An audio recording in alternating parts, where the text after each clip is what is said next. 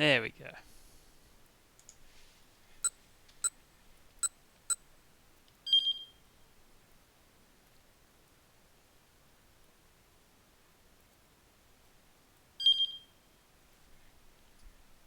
Now, it's time to look at this extra scenario, which I have no idea how long it's going to be. But we're going to Archie's sister, I believe. It was almost 1 o'clock. I don't know how long is. Takuya Kazama watched the orderly collect his meal tray, waiting for the door to fully close behind him before slipping out of bed. He dragged the folding chair closer to the window and then sat down. Then he meticulously scanned the entire length of the vast central courtyard outside. From up here on the second floor, he had a great view of the whole wide open space. Let's see if it's as long as the final showdown in Higurashi 8. The hospital building was shaped like a boxy U, enclosing a promenade that wove its way between the trees, where pyjama-clad patients and visitors from their families were enjoying the first day of sunshine to come in a long while. She coming up and out of me. Not yet. She still isn't here.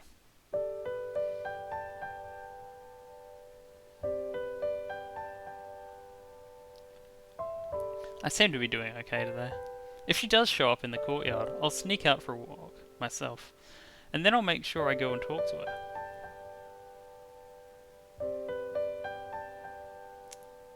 Hey, what's your name? No, I can't just up and ask her like that. Maybe I should tell her my name first. It's Archie, right? No, it's not. I'm Takuya. Who are you? Or is it silly to tell her what my name is when she hasn't even asked? So what's wrong with you? No, she's been here at least as long as I have. Whatever it is, it can't be anything small. So yeah, no way I can open with that. That comes later. Much later. Nice weather we're having. Nah, what am I, 90? I need something hip. You come out here all the time, huh? No, that's terrible. I might as well say, I've been watching you. She'll think I'm a stalker. Or Sting. In the midst of his internal debate, Takuya happened to cast his gaze back out into the courtyard. And there she was, standing right there under his window. She wore a white cardigan over her pyjamas, standing with her head tilted back and her eyes closed, basking in the light of the sun. The angle finally gave him a good look at her face. The wind caught her evenly cropped bangs, blowing them back to expose the delicate curve of her forehead. She looked deeply happy as she stood, breathing, a gentle smile across her face.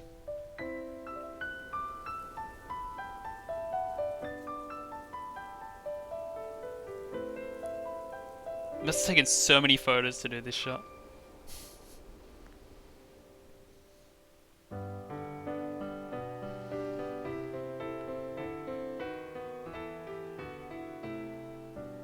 Ah, this must be Higurashi bus stop. Hinamizawa bus stop. I apologize. Heartbeat.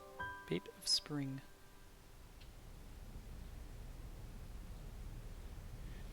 Takuya felt as though she was smiling at him, and it brought a tightness to his chest. He'd always thought that it would make him impossibly happy were that angelic smile ever to turn his way, so why did it hurt so much instead?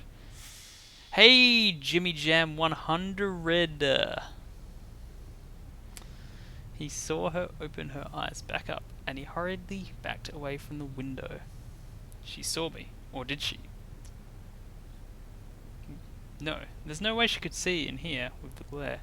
Well, it's pretty vibrant, I guess. We are post-game here.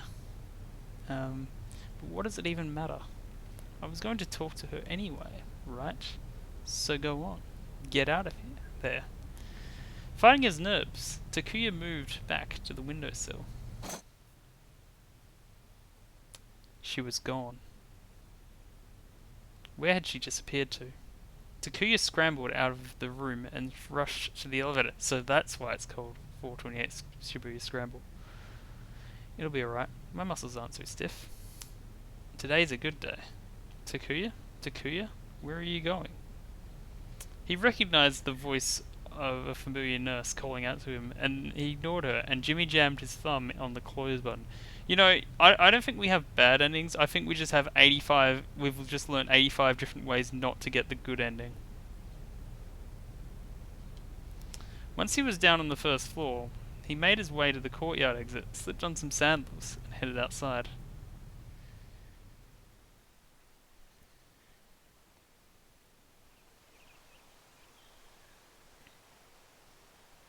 He pretended to be out for a walk as he wandered in search of the girl, but went to the length of the courtyard and back to the spot under his window without finding her. That's odd. Usually she stays out here a lot longer.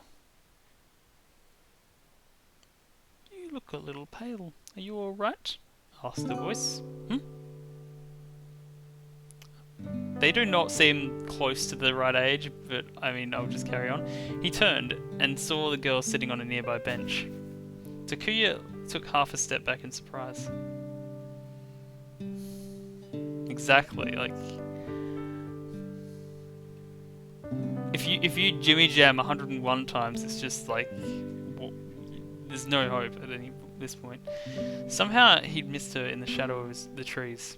I'm sorry, she said. Did I startle you? No, not really. You look like you're in pain. Should I go get a doctor? She was right. He wasn't used to so much walking. I'll be alright. I just need to rest for a bit, he said, relieved he'd managed to answer.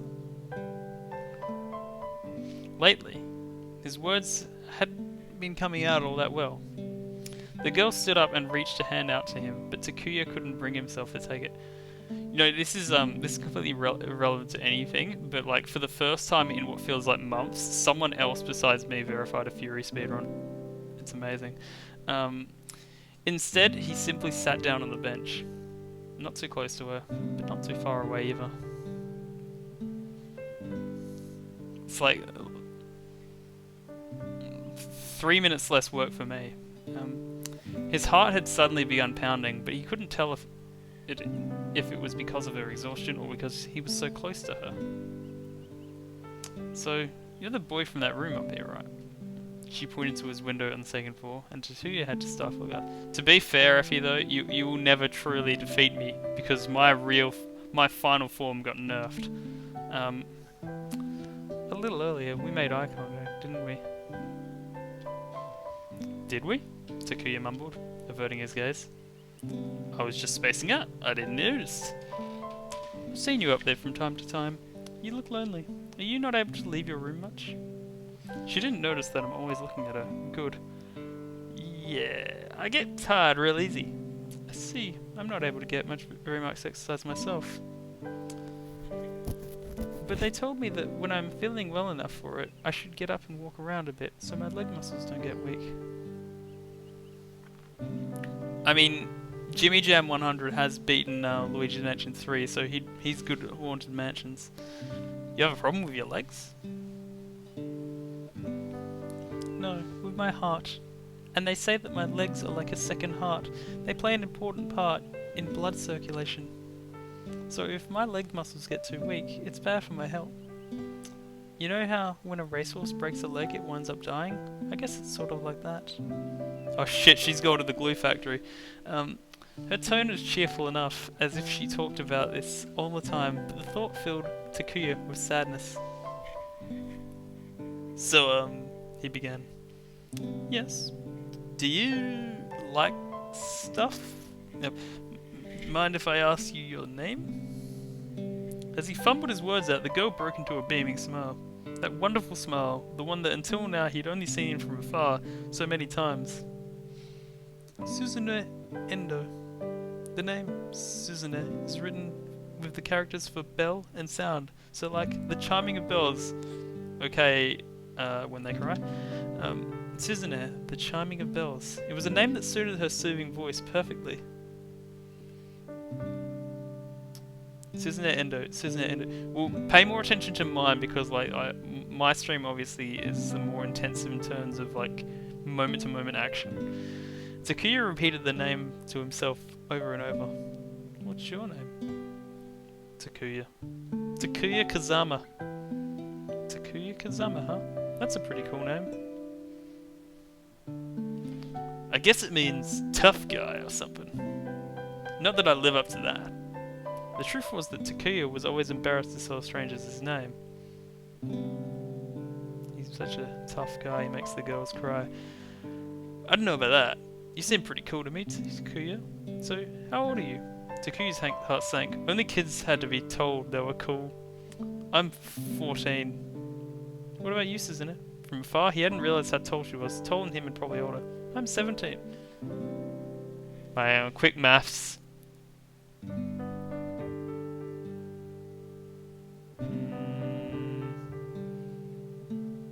What was XK City's ruling on this one? It was like,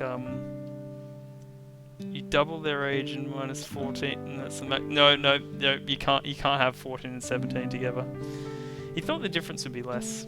3 whole years apart? Takuya's heart sank further. Now she seemed even more unattainable. As he tried to think of a way to nonchalantly ask Suzune where her room was, he heard the slap of sandals approaching. Suzune! A boy came running up. He was young, maybe in first grade or so. He's Mr. Steal Your Girl. Hi Ken, long time no see. This your brother? Takuya asked. No, he's in the room next to mine. Who's this? The boy clung possessively to Suzune's knee as he peered at Takuya. This is Takuya Kazama. He's a patient like us. Huh? Hey, I got some candy. Wanna eat it? The boy tugged on Suzune's hand. Oh yeah? Alright then, Takuya. I'll see you later. Yeah, later. Later? Later when? He is so pissed. Am I actually going to see her again? As Takuya watched the young boy drag Suzune back inside, he felt a bitter surge of resentment. He thought that finally getting the chance to talk to her would make him feel a lot better. But instead, he felt like Renna in Chapter 6 of Higurashi. He felt worse than he had back when all he could do was stare at her through the window. The sunlit garden suddenly struck him as cold and desolate, so he trudged back inside, his muscles faintly shuddering with each step. I don't know, I think she looks more 17 than he looks 14. He made his way back towards the elevator, the fun-head nurse waiting in the corridor glaring at him. He kept his head down and tried to slip past her, but she snapped at him as he drew near. Hey Zylex, how are things?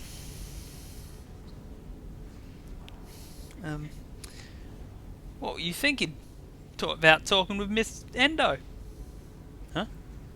Takuya blushed at the idea that she'd been watching him, but he soon realised she was being serious. Shouldn't get too close to that girl. Why not? He asked. She may not look it, but she's seriously ill. Neither of you has the ability to fend off a major infection, and we certainly don't want you to go catching anything. The nurse looked away as she spoke, rattling off the words. It's Rule 34. Oh yeah, this is mate. That sounds so bad out of context. But they let her go outside like that, right? Yeah, that's true. But Takuya, why in the world did you go out? Did the doctor tell you to go for a walk? Yeah, I had like 5 hours sleep this morning, but then I after I had an appointment meeting etc. thingy, I just ended up sleeping in for most of the afternoon. So I got my 8 hours eventually. No, but I thought that since I was feeling pretty well and all... You expect me to believe that? You're shaking! Come on, let's get you back to bed! The nurse ushered Takuya into the elevator and escorted him back to his room. He was actually quite exhausted, and so he quietly got back into bed. Yes? Takuya called out to her as she was leaving. Yes? Suzune, Miss Endo, I mean, she's got a bad heart, doesn't she? She tell you that? Like, it's nice that I got my hours, but at the same time I feel like I wasted my entire afternoon. I didn't get anything done. For whatever reason, the head nurse seemed quite shocked that Suzune had shared this information. Yeah, what is she sick with? It's something very serious! That's why you ought to leave her alone! But she's going to get better, right? Takuya regretted the question the instant he asked it. The nurse's grim expression was not answer enough. Yeah, I kind of like accidentally gave her a horrible voice and I've committed to it now. A sweet and cheerful girl like that had an incurable illness? For a while, Takuya couldn't believe. After the nurse had left, he stared at the closed door in a daze.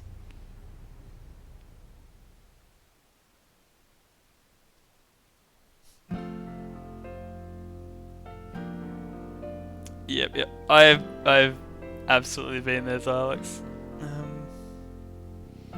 It also happens to be like a lot with Super Lobbies days. Like I'll get those very little of sleep beforehand, and then I'll just sleep in way too late after it.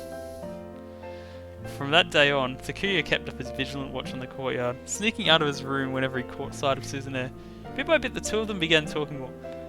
I actually do set alarms when I want to, but like a lot of the time I just think, oh, I'm just gonna like rest my eyes for a bit, and then I accidentally fell asleep for hours.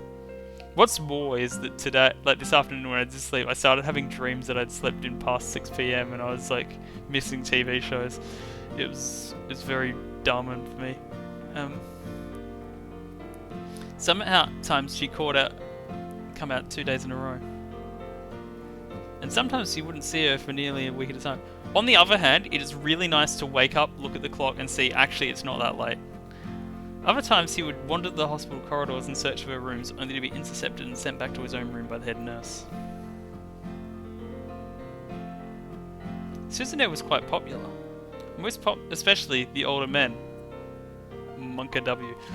Old women, young children at the hospital seemed devoted to her, their faces lighting up whenever she was around.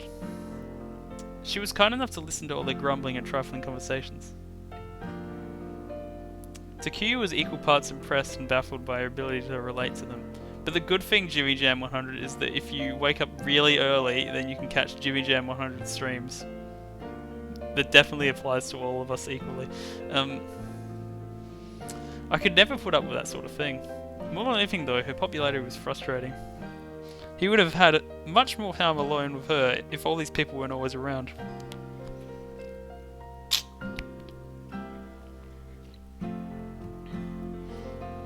He felt like he was the last in a long line of supplicants waiting for her to grace him with a few moments of her time. Okay, Mr. Biggs, to be with you. But after she learned about Takuya's condition, perhaps out of some strange form of camaraderie, Suzume seemed to develop more of an interest in him.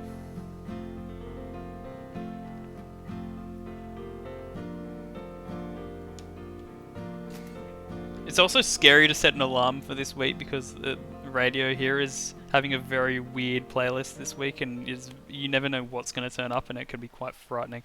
Also known as hepatolenicular degeneration, a congenital abnormality of the liver cells in which the cell's ability to eliminate excess copper from the body is impaired, leading to copper accumulation in the liver, basal ganglia, corneas, and kidneys. The disease can cause difficulties with movements and neurological problems, and often leads to further complications such as acute hepatitis and cirrhosis of the liver. Like, if I set my alarm like 10 minutes later today, I would have heard, I would have been woken up by Slayer's Raining Blood, because that was playing on the radio this morning. I've never heard of it. Is it serious? Suzune's concern seemed entirely genuine.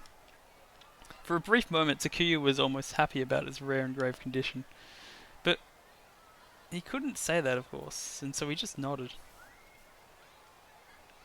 Yeah, if you look, you can kind of see my eyes have turned kind of brown. Takuya pointed at one of his eyes to indicate the pale brown ring in his cornea. Abnormal build-up of copper can cause brownish rings to appear at the edges of the cornea. These are known as Kaiser-Fleischer rings. That being said, the one good thing about waking up early in the morning with interrupted sleep is that my bed is so warm then, and it's much better than being awake at 4 in the morning when it's really cold. It's something you're born with, where copper builds up inside your body. I get really tired super easy, and when the doctors checked me out, it turned out I had hepatitis caused by Wilson's disease. My liver was already seriously damaged, and the only thing that'll fix it is a transplant. That's why I'm here. Takuya! But finding a compatible donor has been hard. I guess we're the same boat. You need a transplant too, Susanne? Yeah, I'm still waiting. I have what's called dilated cardiomyopathy, a condition where a structural change in heart muscle cells causes the ventricle walls to become thin and discentered. This decreases heart function, and this condition progresses. It can lead to heart failure, arrhythmia, and other issues. Victims of the disease have a high probability of sudden death at a young age. At present, a heart transplant is the only cure for the disease.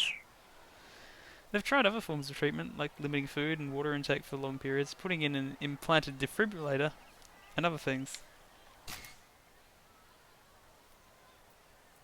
A device implanted within the body that delivers an electrical shock to the heart that has gone into cardiac arrest due to arrhythmia caused by ventricular fibrillation or ventricular tachycardia. These implants are an effective defense against cardiac arrest, but when triggered, they can also cause intense pain in some patients due to the electrical energy involved. I'm amazed you know that song, Jimmy. It's like almost as old as you. But it looks like a transplant is the only real solution. Unless, of course, you only know it because of, like, Doki Doki Literature Club.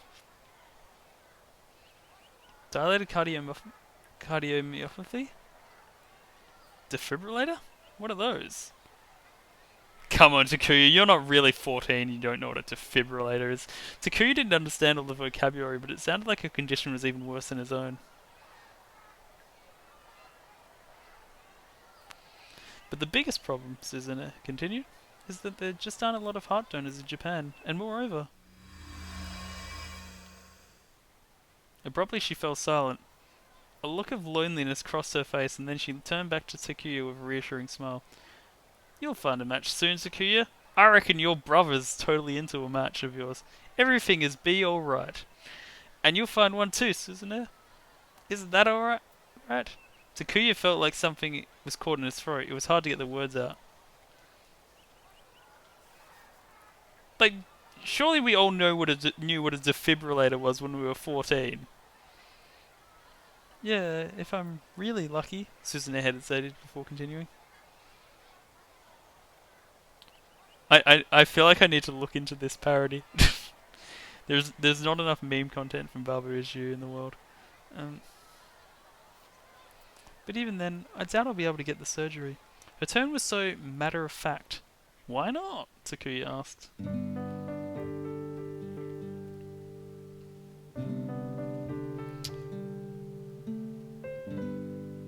I mean, I actually have often had feelings about that. Xylex is, like, in middle school, because I was difficult for not like ADHD reasons or anything, like I was just had trouble with some education things. They just let me play on the computer all day and during class, and that was totally cool by me.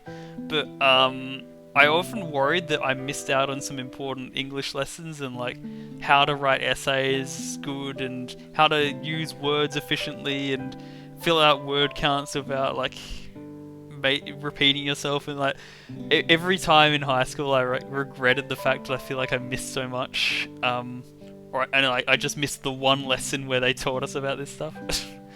My family doesn't have much money, so we can't afford to get the surgery overseas, but it's alright. Everything is to be alright. I don't like the idea of being saved by getting some poor brain-dead person's heart. I mean, that's what it comes down to, you know. Unless someone else dies, I can't be saved. If I had to think of some family out there grieving over their loss, I wouldn't be able to be happy, even if it did mean I got better. I also, like, this isn't a miss something, but one of those mean things they did in school was the way they taught us about order of operations in maths is they, like, gave us a sum in the year 6 and 7 class, and, like, it's like, okay, so what's the answer to, like, 2 plus 5 times 4? And of course me, the 6th grader, goes, it's 28! And then like all the 7th graders are like, actually it's 22! You're supposed to do the multiplication first! You know, that thing that you've never had to do and they never told you about in school ever before? You know, that thing? Ha! You foolish 6th grader. Um...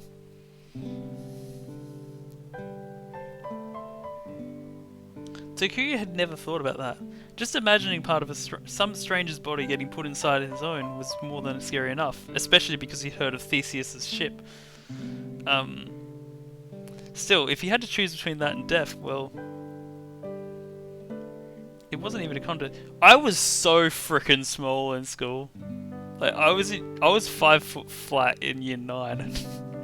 But if you don't get a transplant then, everybody dies. That's just how it is. For some of us, it just happens earlier than others.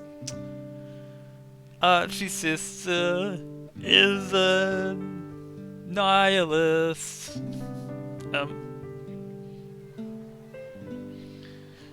You can't just give up like that, Takuya cried.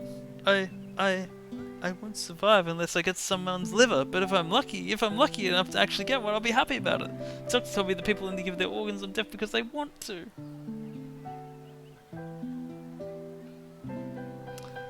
They want to save lives. Suzume apparently appeared flustered. I'm sorry. I know that's the way I should be thinking about it. I'm sure that things will go well for you, Takuya, and that they'll find a donor for you, and you shouldn't hesitate to get that surgery. By getting better, you'll be honouring the dead in a way, but...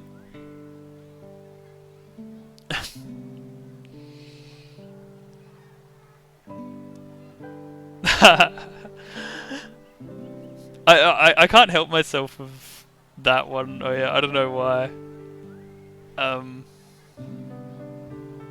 Maybe I should convert to meters and centimeters, because I could say like, oh, by the way, I'm like 1 meter and 80 centimeters tall now, but which sounds like someone goes, oh, so you're 6 foot, but in reality I'm 5'11" because a foot is slightly more than 30 centimeters. But getting hey, that's not gonna happen for me. Why not? My blood type is really unique. I don't think a compatible donor is ever going to turn up. A unique blood type? Takuya stammered a little as he asked. You mean like Rh negative? Suzume shook her head. You've probably never heard of it. It's called Bombay. Is she a blood hipster? Because she sounds like a blood hipster right now. They say only a few dozen people have it in all of Japan. Hey, Jimmy Jam 100, how many yards are in a mile? One of the handful of people would have happened to go brain dead. Then they'd need to get that person here before their heart stopped. And then the surgery itself would need to go well enough.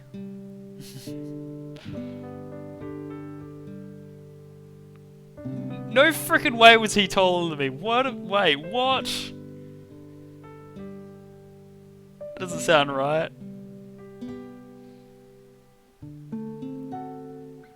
Takuya was too surprised to say anything at all. I'm not about to live what's left of my life expecting that I'll win the lottery like that, Suzume said. It's better to focus on what I can do. What you can do? What do you mean?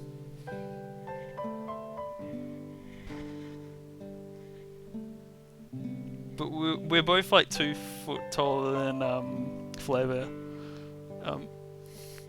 There are a lot of patients here like you and me who've been here for a very long time. Most of them are senior citizens whose families rarely, if ever, come to see them. I kind of enjoy listening to older people talk. They've all got plenty of interesting stories to tell. Sorry, I should correct myself. Like, so I'm taller than Jimmy because I am 5'11.5", I think. But more importantly, it brings a smile to their face having someone who will listen to them. They tell me that for a while it's like they're young again, like their pain has gone away. And seeing them smile, it makes me happy too.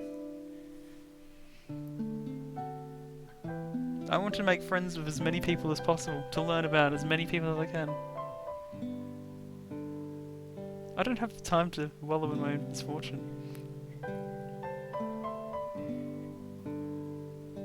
And now he just is terrorized by me by my golf skills. Takuya had assumed that, unlike himself, Suzune was as cheerful as she seemed to be because he had hoped that she'd get better. He had been suffering through his own illness, and had thought day in and day out about how unlucky he was to have been born with it. Though he hated to admit it, he had long since discarded any hope that they'd find a donor and give him a successful transplant. Until he met Suzune, he'd lived every day cursing his fate. Their circumstances were so similar, so why were they so different? But if this ain't love, why does it feel so good? Suzune. Suzune was like an angel. Takuya felt like a miserable excuse for a human being. I've spent a lot of time resting in bed, Suzune said, so I read a lot. Novels, essays, sometimes I try reading more difficult books on philosophy. I feel like, I'm not encouraging to do it, but like, I feel like you can find out what Rule 34 is without like cursing your life. It's just like, it feels like more of a joke than an actual thing you need to fear. I don't always understand a lot of it, but sometimes it just clicks, you know?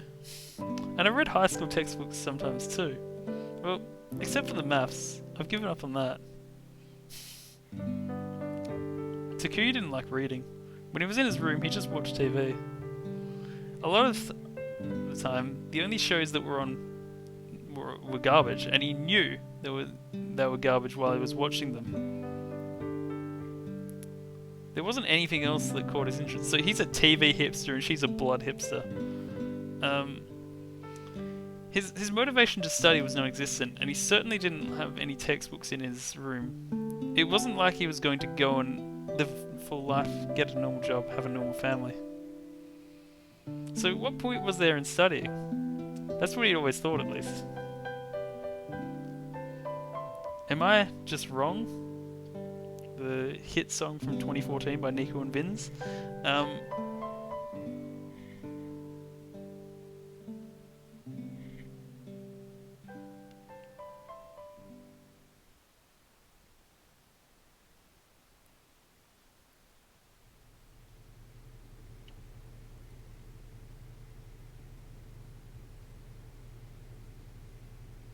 Halfway through her dinner, Suzune found that she'd lost her appetite. Her mood was bleak. Are you suggesting that Jimmy Jam 100 should make an OnlyFans, and that this picture is part of it, and that means there is Rule 34 of me? Why did I get so high and mighty with Takuya like that? All I ever do is pretend to be the person I wish I was. In reality, all I do is worry about just when this heart of mine is going to stop.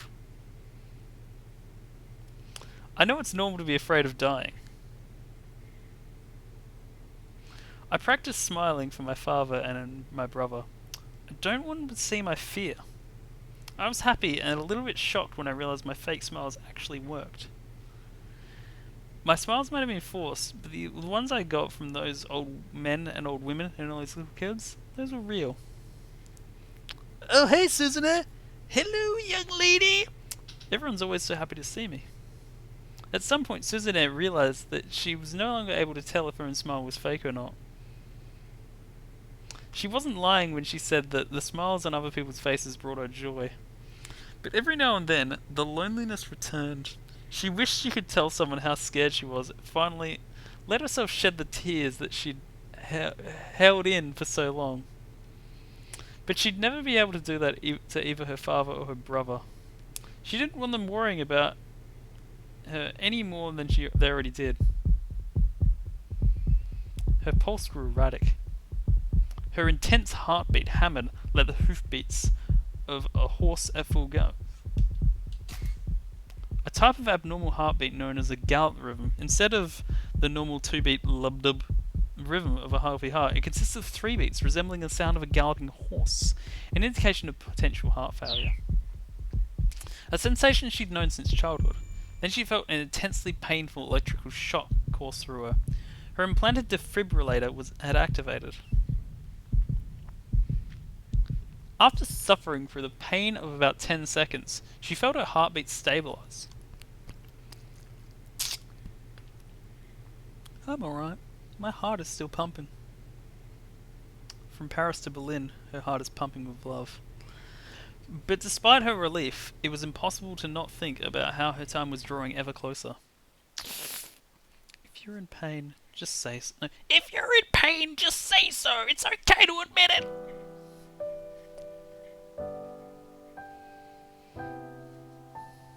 With a start, Suzanne looked up and saw a nurse in her doorway. She hadn't even noticed the door opening.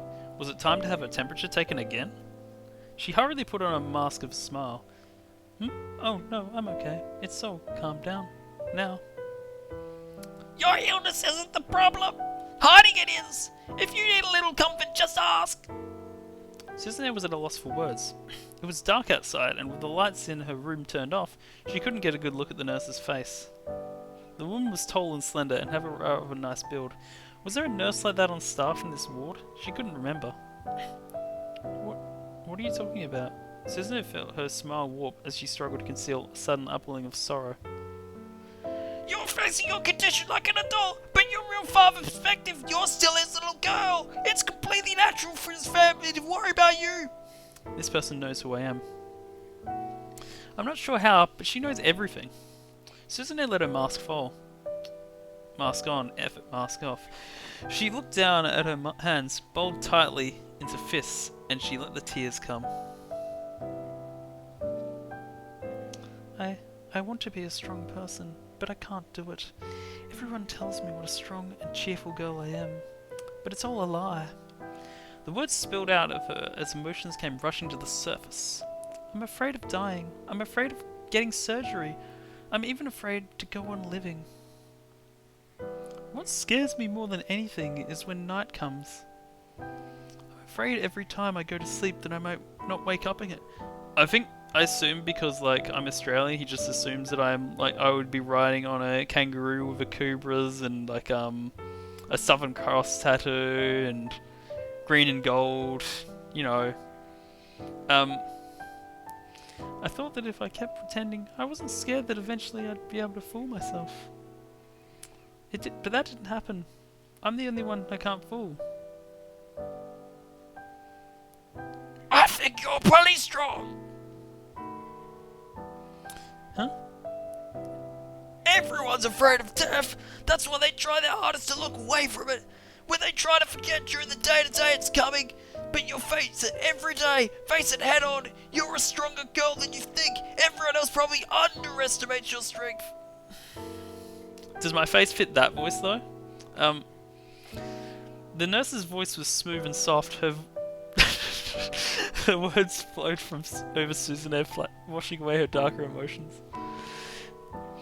That's why you shouldn't push yourself so hard. If you keep trying to face all your fears by yourself, then one day you might break. It's okay to let it out every now and then. Vent your frustrations. You're fighting so hard every day. There's nothing wrong with asking for a little help. The nurse sat down on the bed and began to gently stroke Susanne's hair. If you're ever afraid to go to sleep, call me anytime. I'm always here for you. I'll watch you until you wake up in the morning. That should help, yes? I couldn't ask you that, is what Susanne had meant to say. But the comforting warmth that enveloped stopped her words, carrying her gently towards sleep. You know, what I was going to do is I was going to message them both on Discord to say hey, where are you? What are you wearing or something? And then I realized when I got there that I couldn't connect to the internet because they hadn't set up the Wi-Fi yet. Or if they did, I did something dumb with my phone and I couldn't connect to the Wi-Fi. And then coincidences happened. It was a feeling she'd nearly forgotten. Something from very long ago. But from when exactly?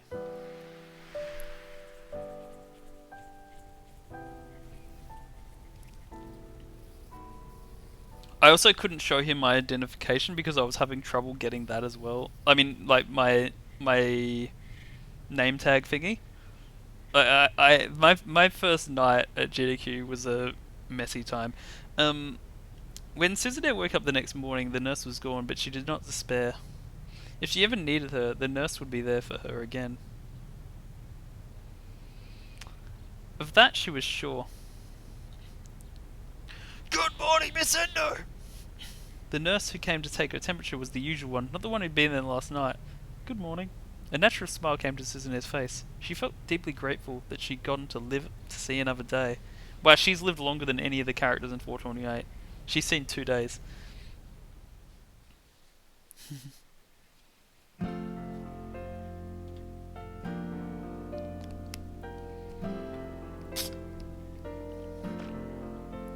The weather was nice, so after lunch, Susanne headed out into the courtyard. More than anything else, she hoped to run into Takuya. Enjoy your grinds, Alex. It's going better than mine. I have it's been 7 days since I leveled up. I might level up tomorrow if I bother, but I don't know. She'd understood her outlook on the world the moment she learned about his condition. Plus, it was kind of cute seeing how hard he tried to hide the way he felt. The fondness she felt for him was like that for a younger brother. At some point, she realized they had a special bond. There was a sense of solidarity knowing that they were both waiting on a transplant for an otherwise incurable disease. She wanted to say that the things she told him the day before, that was just her searching for an ideal, something to live up to.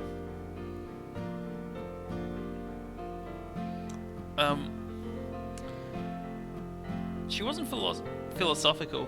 She wasn't enlightened. She just wanted to be honest about how hard it was every day. Surely he would understand. But Susanne didn't see Takuya in the courtyard that afternoon.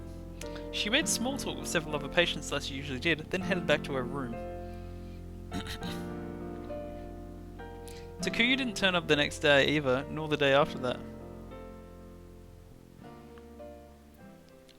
Jimmy Jam 100, I am going to call out your lie. That is a continuity error. Tetris 99 did not have dailies when GDQ happened. She would look up at his window from the courtyard, but she never saw him. Where was he? Had his condition taken a turn for the worse? Was he no longer well enough to go outside? Susanne had never been to the second floor where his room was, but she knew the first floor well enough that she could guess the layout well enough to avoid getting lost. With that in mind, she decided to pay Takuya a visit. What I do remember is that when we went to GDQ was roughly a little after the Tetris 99 Discord set up the leveling up leaderboard, and I think I was just outside of that leaderboard and I wanted to get into it, but the trip made me slow down my Tetris 99 grind. She went up to the second floor, walking slowly as she eyed the nameplates of the room along the courtyard side.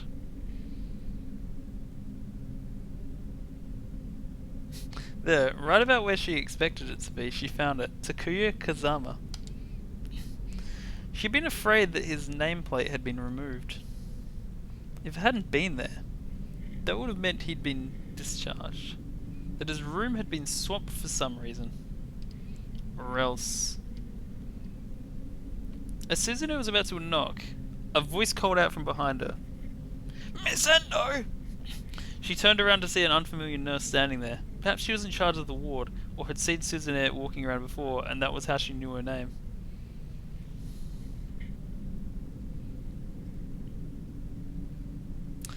Yes, Susanne asked. Were you looking for Takuya? Yeah. I hadn't seen him in a while, so I was wondering. I'm sorry, Takuya wants to get out more than he does, but honestly he's not in any shape to be moving around much. We're worried about infection as well, so we're limiting his visitors. You probably shouldn't be wandering this far yourself. The nurse pointedly pulled the sliding door to Takuya's room closed. If I could just see him real quick. No! The nurse snapped, then hurriedly cleared her throat and spoke more softly, but as if she'd never cleared her throat. You wouldn't want his condition to get worse, would you? Susanette saw that she'd have to back down. She returned obediently to her own ward. See, like, the only thing that I think that no one should ever unwittingly look up is trypophobia. Wait, did I spell it? Did I say it wrong? Now I have to look it up.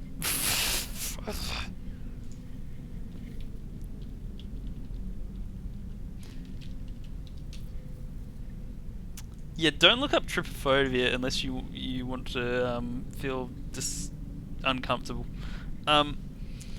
Susanna saw that she'd have to back down. She returned obediently to her own ward. You know, just had to look it up just to make sure I spelled it wrong, and I already hate myself for it. But she had a hard time accepting the fact that she couldn't visit Takuya. Does that nurse have some kind of grudge against me? Not only does she know my name and about my condition, she must also know I've been talking to Takuya in the courtyard.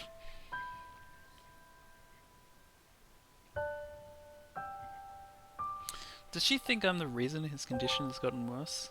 Susanne knew that his health wasn't as good as he might have claimed, but she felt a little guilty that she hadn't been as considerate as she perhaps should have.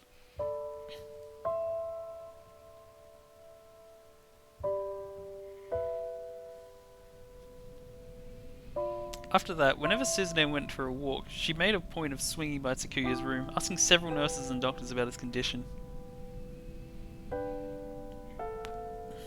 They would always say he was doing it fine, but staunchly refused to let her see him. Is he maybe already... Susanne couldn't help but imagine the worst. Is everyone just working together to keep me in the dark? Shit, this is some Umineko hours right now. But why would they do that? Do they think I'm his girlfriend and they're trying to keep me from the shock of finding out or something? No, that was ridiculous. Besides, this was a hospital. Susanne knew full well that they didn't have the time to put on some weird piece of theatre after a patient had passed away. There must be some other reason. Some reason they don't want us to see each other. Willing to do whatever she could to discover the reason, Susanne tried changing the time of day that she stopped by Takuya's room. Maybe if nobody was watching, she'd be able to sneak a peek inside.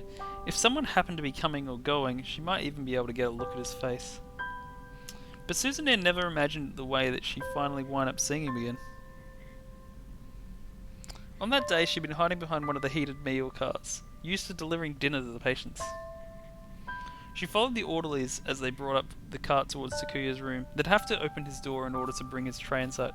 You know, I have to say, I was so glad that the day, the year, the month, etc., that I no longer had to look up peer-reviewed journal articles about computer security bollocks. It was always only tangentially related to the thing I needed to research about. I'm so done with any of that. But before she reached his room, the door swung forcefully open, and a bed was swiftly pushed from inside. Doctors and nurses, their faces pale, ushered it along, pushing the meal cart out of the way as they raced down the corridor. Takuya lay on the bed, his eyes closed, his face severely jaundiced. Jaundiced? He didn't appear to be conscious. I want to make a Higurashi reference, but I won't. Takuya. Susanne cried out without thinking. One of the nurses glanced back at her briefly before disappearing from sight of the others as they brought the bed into the elevator. Takuya. As Susanne stood there, dumbstruck, her words strayed to the open door of his room. Wait, if you want to be really secure as well, Jimmy Jam 100, you should use a proxy on an incognito tab.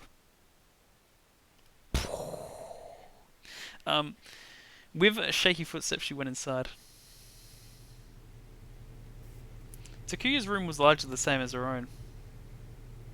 There was a locker by the entrance, along with a small refrigerator. Over by the window was a TV stand. Next to that was a bookshelf packed with books. This is reminding me of the Somnium Files, even though their hospital rooms were not decked out with a fridge. She picked up one of the books atop the bedside table. It was a beginner's primer on topics such as organ transplantation and brain death. Although it also reminds me a little of my sleep study room. which was even less bare. I mean, even more bare.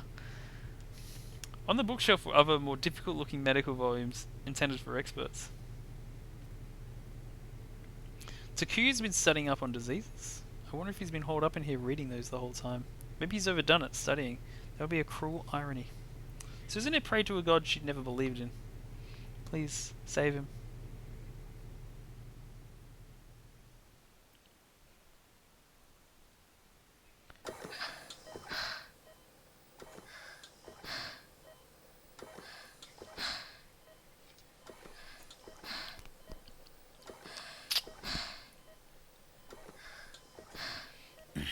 Takuya blearily opened his eyes. This wasn't his room.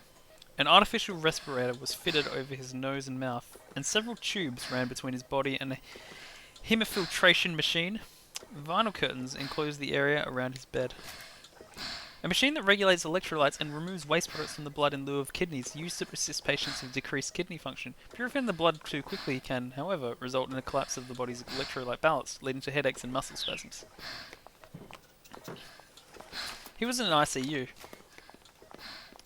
Don't let his loved one dry. Intensive care unit. A clinical facility that allows for focused around-the-clock treatment and monitoring for patients with severe and life-threatening illnesses or injuries. Also used for patients whose conditions might potentially become critical, or patients requiring an extreme degree of care following surgery. Several people bustled frantically about. The last thing Takuya remembered was being in his room. Was that minutes ago? Or had it been days? Excuse me, could someone... Takuya paused. His voice didn't even sound like his own. It sounded like, Suzune's voice. Doctor, he's regained consciousness! A nurse announced. At that, the face of his attending physician, Dr. Saiki, suddenly came into view. He was wearing an operating mask. Takuya, the doctor said. Please hang in there. Takuya! It sounded like his father and mother were there on the other side of the curtain, and he's like, Doctor, give me the news, I got a bad case of loving Suzune. If the staff had called him there, did that mean he was on the brink? What day is it? What was that? He's about to tell Suzune this phone number that she's going to somehow remember months down the track, even though he didn't even actually say it. The respirator was making Takuya's voice hard to understand. He struggled to form the words. Today... What day is it? It's April 5th! April 5th. There was still over 3 weeks to go until his 15th birthday. What was going on? It's too late to save me, isn't it? You mustn't say things like that! How much longer do I have? Will I make it another month? Saiki lowered his eyes. No guarantees then. You know, like, I remembered that scene happened, and then when I watched the anime, I was like looking like, is there going to be some point where he says the phone number, and just thought, no, there's no way he said that friggin' phone number. He was coughing to death. Please, doctor, I just needed 3 more weeks. Please, do whatever you can to let me live for 3 more weeks. He wants to get his driver's license. I can't die yet.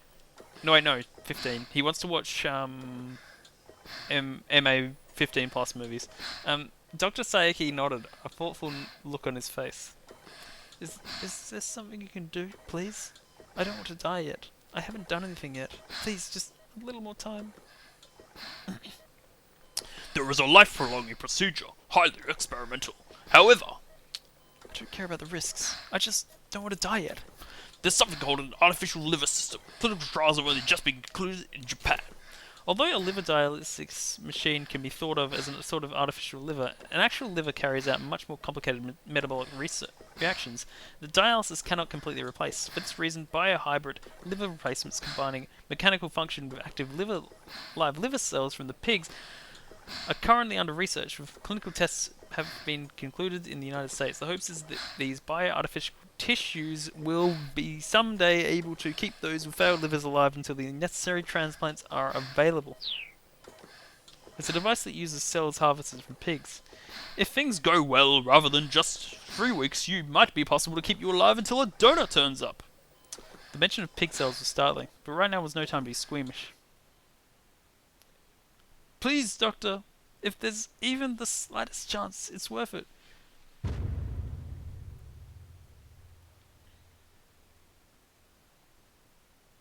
So, as we know, pigs are level with humans because that was Napoleon's final goal. After Takuya was rushed to the ICU, Suzune went to check up on him every day without regard for her own well-being. Are you... Effie, congratulations, you just invented nihilism. Day after day she visited, only to be told that he was still in an unconscious state. 3 weeks went by without a change. Then one morning, while passing by the kitchenette on her way to the ICU, Suzune overheard some nurses talking. Oh no. Did you hear? Takuya's regained consciousness. For better or worse, poor kid. He keeps saying he doesn't want to die yet. That he wants to live. He's only, what, 14? The young nurse's voice was tearful. Suzune felt a new kind of pain in her chest. He's running out of time for a transplant. And with that rare blood type... Oh shit! Rare blood type. Suzune stopped in her track, then rushed back to the kitchenette, knowing she has the only rare blood type in the world. Excuse me, what do you mean by rare blood type? The moment she saw Suzune, the nurse clammed up and tried to slip away.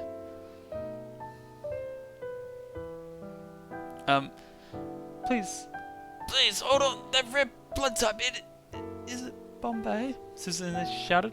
The nurses exchanged an awkward look with one another, and though neither of them said anything, Suzune knew that she was right. Takuya has Bombay blood too. Now she feels so bad about being a blood hipster. This was a hospital with high-end facilities that drew patients with incurable diseases from all over the country, so maybe it wasn't such a remarkable coincidence. Transfusions for rare blood types such as Bombay were difficult to come by at regional hospitals. There were some advantages to having another such patient on hand nearby. But there were downsides too. Now the inexplicable behaviour of the doctors and nurses made sense. They'd been trying to keep Suzune and Takuya from each discovering the other had Bombay blood type. It was unsettling enough to know that someone else with a blood type only possessed by a few dozen people in all of Japan was hospitalized right alongside you. When both of you were waiting for compatible donors in the hope of receiving a transplant, that was enough to upset anyone's composure. How must Takuya have felt when she told him she had Bombay blood as well? If I die, she could live.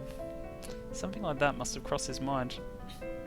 In fact, the fact that he'd started studying up about transplants again must have meant he's thinking of something. What in the world was he thinking? He's trying to woo you so he can steal your liver, obviously. If our positions were reversed, what would I have done? Suzune knew what she had to do. She headed for the ICU.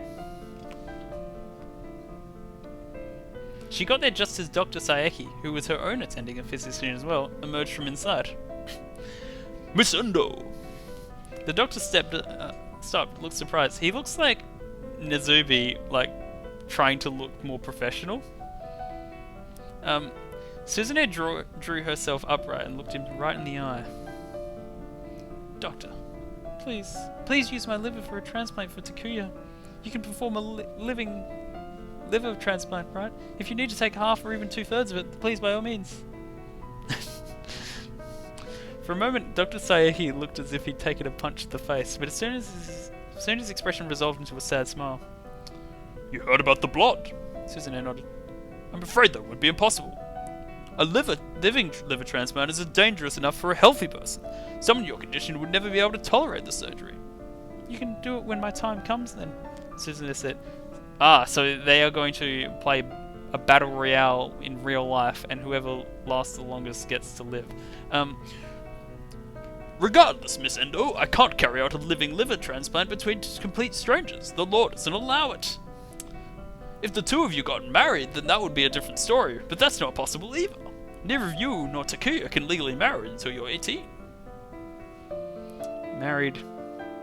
Suzune had never thought about such a thing, but if marrying Takuya would make it the surgery possible, she'd do whatever it took. Imagine if, like, Battle Royale was relatively obscure, and like instead of that, like games like Fortnite and PUBG were all called Hunger Games. Hunger Games. I don't know which one's worse. But apparently the law wasn't going to allow for that either. Well, I don't care what the law says. If I'm the only person who can save Takuya, then please take my liver. Doctor, please. I'm afraid what you're asking simply can't be done. You need to focus on your own condition and on getting better yourself. I'm beyond saving anywhere though, right? So please, I'm begging you. Takuya needs... As soon as she grabbed hold of the doctor's gown, pleading, a sharp pain shot through her chest. And we find out that this happened on April 28th. And then, like, Archie's dad comes in, like, with Hitomi's still beating heart and goes, "Here, put this in the oh, she just killed herself. Oh. Well, we tried. A sharp pain shot through her chest. The galloping heartbeat was back. No, her pulse had never been quite this erratic before. Her mouth opened and closed reflexively. She was unable to breathe.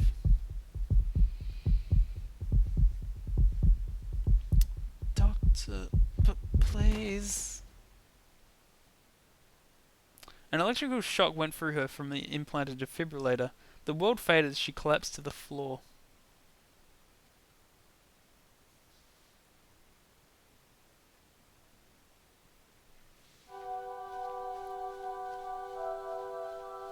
Suzune had a long dream. She sailed away to China.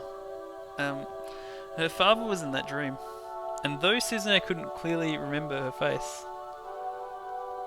her late mother was there too, trying desperately to save her. And then there was Takuya. Takuya was smiling. A genuine smile. A smile that Suzune had never seen. Takuya's mouth was moving, but no sound came out. She tried to read his lips.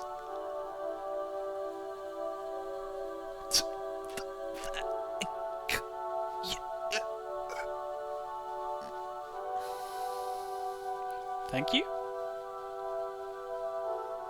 Wait, what do you mean?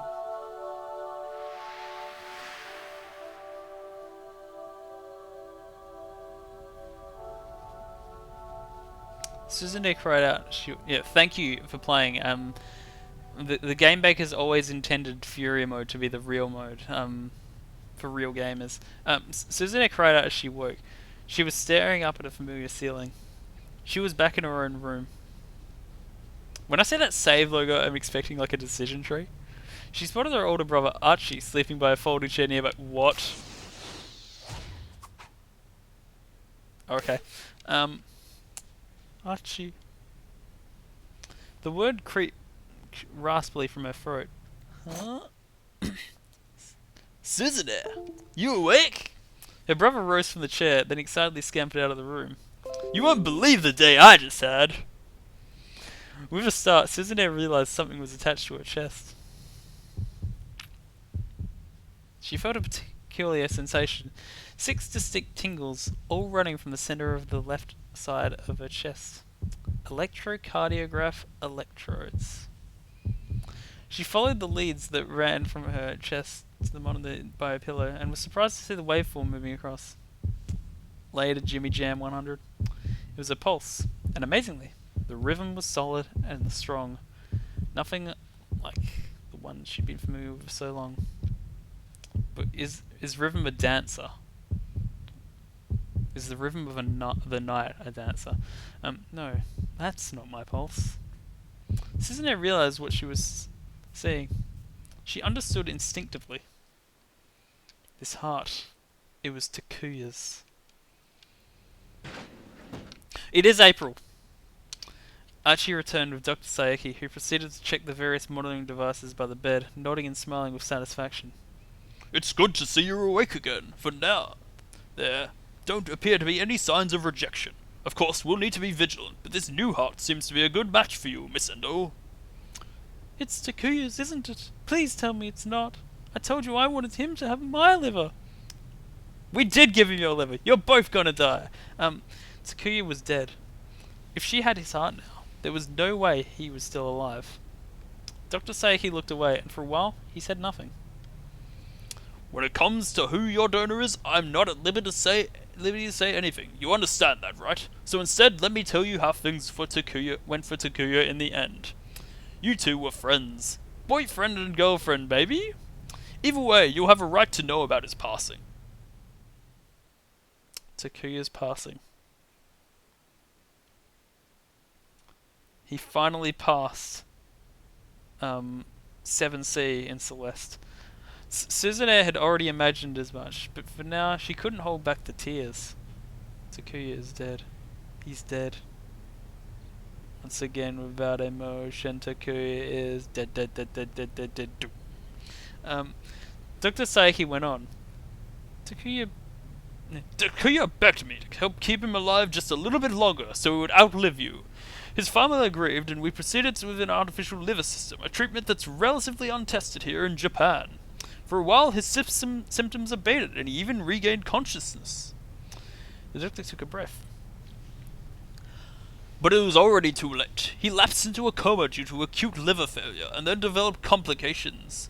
A condition known as DIC, which causes clotting in blood vessels throughout the body. Initially, we thought he might have hepatic encephalopathy, but a CT scan of the head reveals cerebral edema.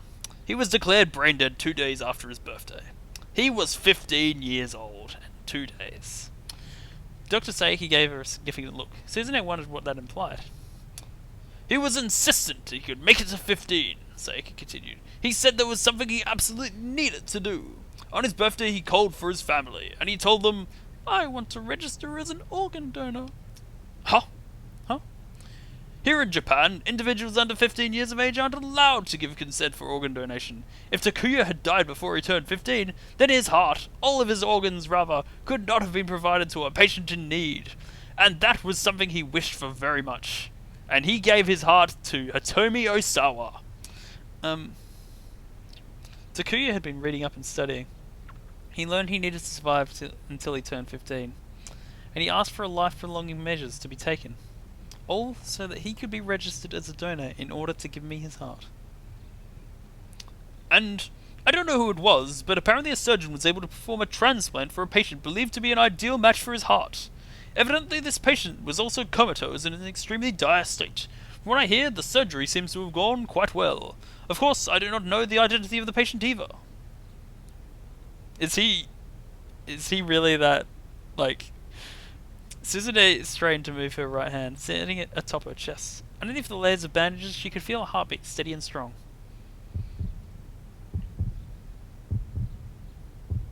That's the heartbeat from Eye of the Somnium Files also. Oh no, sorry, it's not Eye of the Somnium Files, it's Zero Time Dilemma. Takuya's heart is beating within me.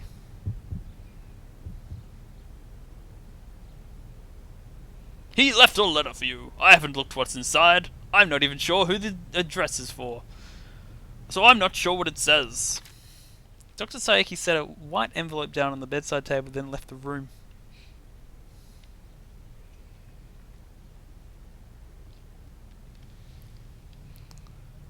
Wait. Archie, read it to me. She didn't feel strong enough to read it herself, but she didn't want to wait. You sure? Archie asked. Alright then. Let's see. Archie opened the envelope, slid the letter out, and began to read.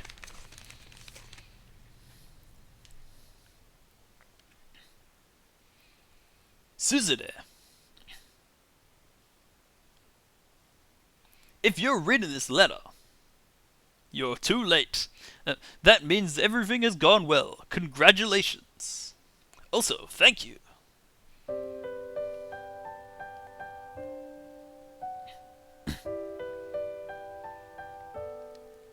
Ever since I became sick. No, even before that, I hadn't known what it was like to be happy. I hated the world. I went through my whole life just thinking about how pointless my existence was.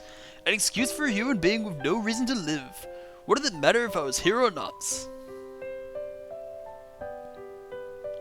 I hated that I was going to die so young, but at the same time, it seemed pointless to try to live any longer. And then I met you.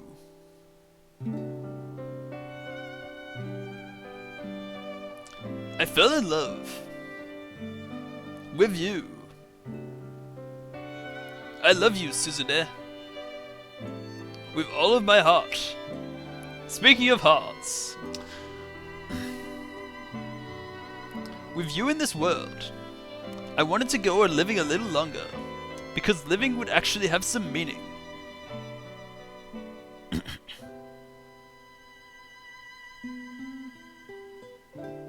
When I found out that we had the same blood, I was shocked. It had to be fate, right? Neither of us was going to be able to survive on our own, but if one of us sacrificed ourselves for the other could go on living.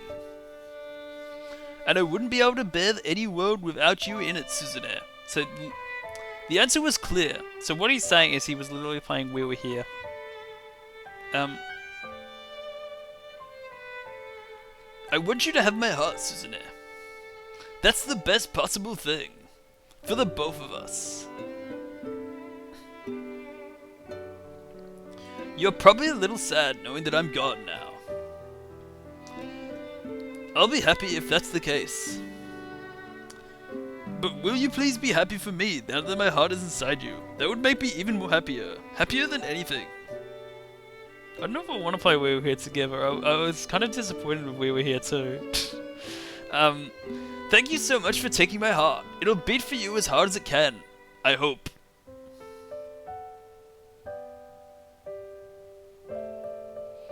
I wish we could have talked more. If it had only been possible, I would have liked to have gone somewhere with you, but it's okay. This way I get to be with you forever. I won't be lonely anymore.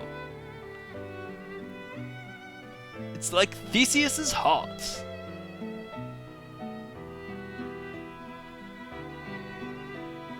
Goodbye. I'm looking forward to our future together. Takuya Kazama.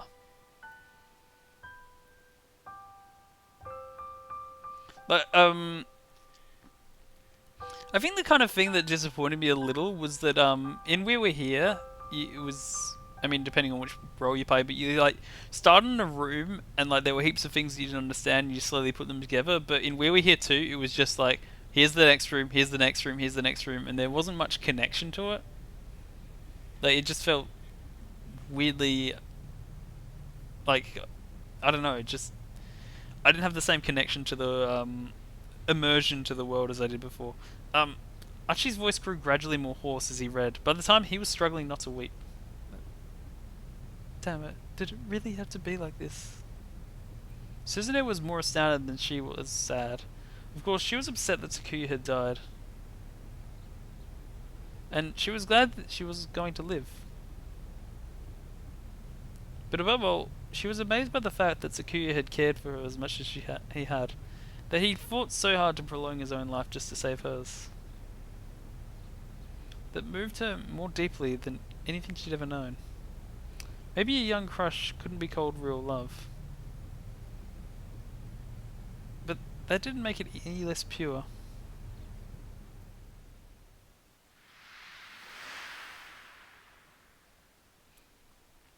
But I just mean, like, at the very start of the other one, like, I could already see the projection for the chess room and the thing for lighting up the map and all that jazz.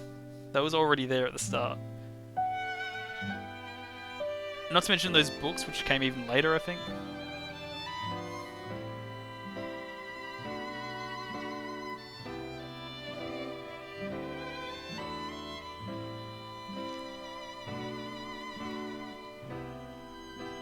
Kenta Sugar, how you get so fly though.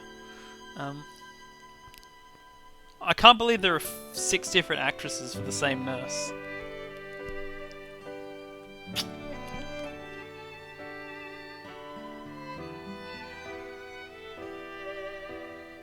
Some of the puzzles were good though.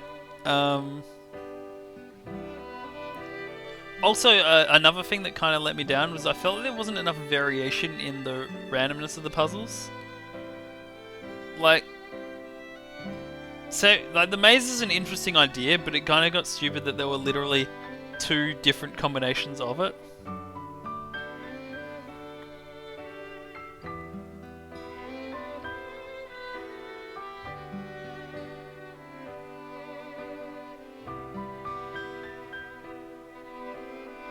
And the chessboard thing is literally the same puzzle every time, I think.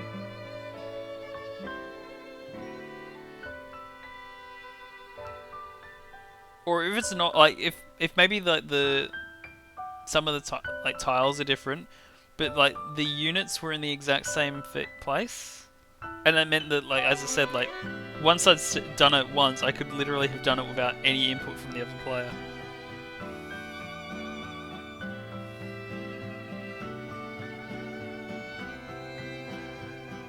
Also, the stained glass thing is just not fun.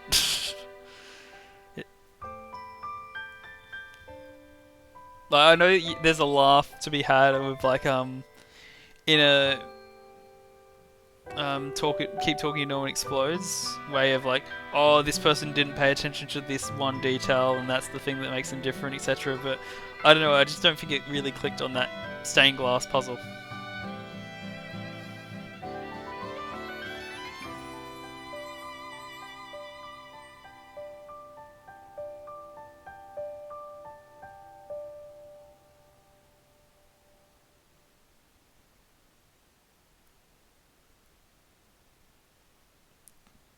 The Endo.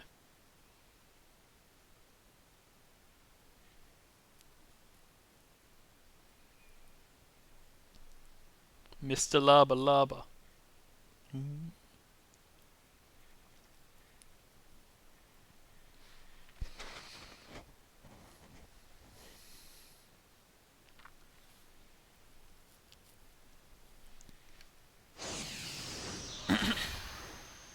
Okay, but why was there that Archie thing there? What's going on there?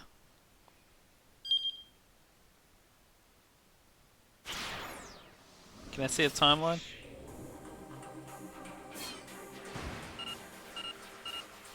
I feel like there's more to this than I haven't seen it.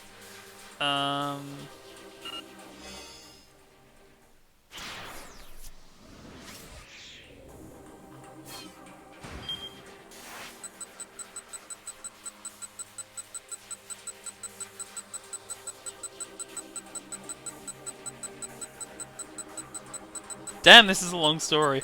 I should have skipped to a different character.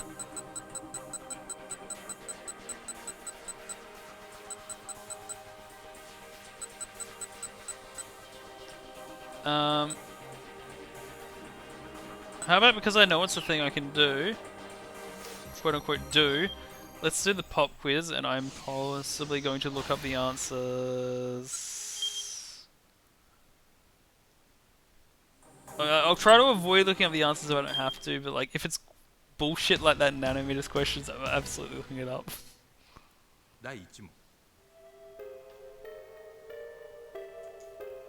I actually saw it when I was looking at the Steam thing. There's a guide to all the questions.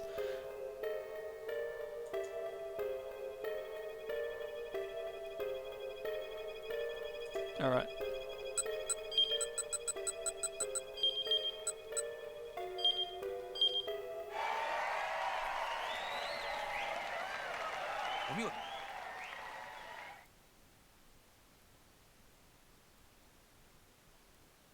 Ooh. I saw Ozu and Yutaro Sagawa? Wait. Oh, those guys. Ozu snarled at the young man who sat before him in the dingy little office belonging to Takarada Financing. I'll hold off on that for now. Oh yeah, Ozu, everyone's favorite rhythm game. Do you understand what it means to break a promise between men? The man glared back at him. What do you mean? What do you want me to say? He muttered. Ozu had seen that same look plenty of times before, and he despised it. It was the look of a man who hadn't realised he'd already lost. Ozu hated people like that more than anything. 5 million. The interest on it isn't being paid. When was the payment for that interest due again? Yesterday. Well, if you knew that, then how come you haven't paid it? Ozu's voice rose to a bellow that practically shook the windows. He couldn't tolerate anyone breaking promises. No exceptions. I understand. Despite Ozu's fury, the man seemed unconcerned. I'll work it off. I'm in shape. His upper arms sported bulging biceps. They were the arms of a fighter. Or if that's no good, I could always sell my organs. The man added nonchalantly. It struck Ozu as a ridiculous offer, the suggestion of a clueless youth. You can't just up and offer to sell your organs. Your parents would want you to take better care of yourself. I would have taken care of myself, and so my organs. Stop jerking me around. Ozu lurched to his feet and kicked the table hard. I'm not jerking anyone around. I'm being serious. The man looked squarely back at Ozu. What'd you spend 5 million on? The older man grumbled. If I tell you that, will you wipe the debt clean? Of course not. Again, Ozu kicked the table. The young man shrugged. I need some funds to set up a bank transfer scam. Ozu straightened up reflexively, picking up the scent of money. But a scam like that requires a fake account in someone else's name. Yes, it does. I tried to go through some black market channels to get one, but well, I just wound up losing my money over and over. The man continued, describing how he'd blown through over $1.5 million yen before landing the fake account. I figured once I had the account, though, I'd be able to make something work. Thinking his fraud scheme was needed the bigger team, the man tried to recruit some scam artists online. He ponied up $3 million for use in advance funds for the effort, but once he's given it over to the team he assembled, they'd all skipped town for the next day. Now desperate, he'd taken the remaining $500,000 to illegally purchase a list of easy marks. Said list contained the phone numbers of several dozen elderly people who had fallen for such bank transfer schemes before. The man who tried to making his way down the list, calling one number and the other. None of the numbers on the list, however, actually wound up connecting to anyone. Rather than craft his own fraud scheme, the man fallen victim to one himself. You were looking for some suckers, but got suckered yourself, Ozu snorted. Yeah, the man grumbled sullenly. Look, could you please just let me make a quick phone call? A phone call, huh?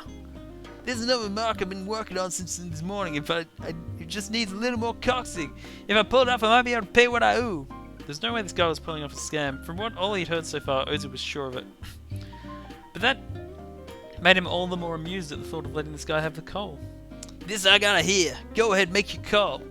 Ozu turned the phone speakers on, then handed the receiver to the other man.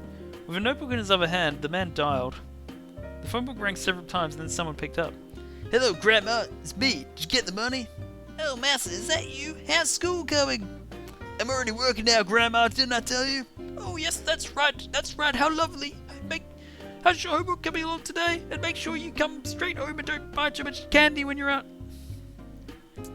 The old woman at the other end of the line sounded completely senile. She was under the mistaken impression this man was her grandson. So anyway, Grandma, you remember what we talked about last time? Did you get the money? Money? Was there something you wanted? No, it's not like that. Do you remember our phone call from earlier? Phone call? What do you mean? These two weren't even on the same page. Ozu frowned skeptically as he listened to the back and forth. Remember I said I made a car accident? I heard something real bad. I needed to pay a settlement.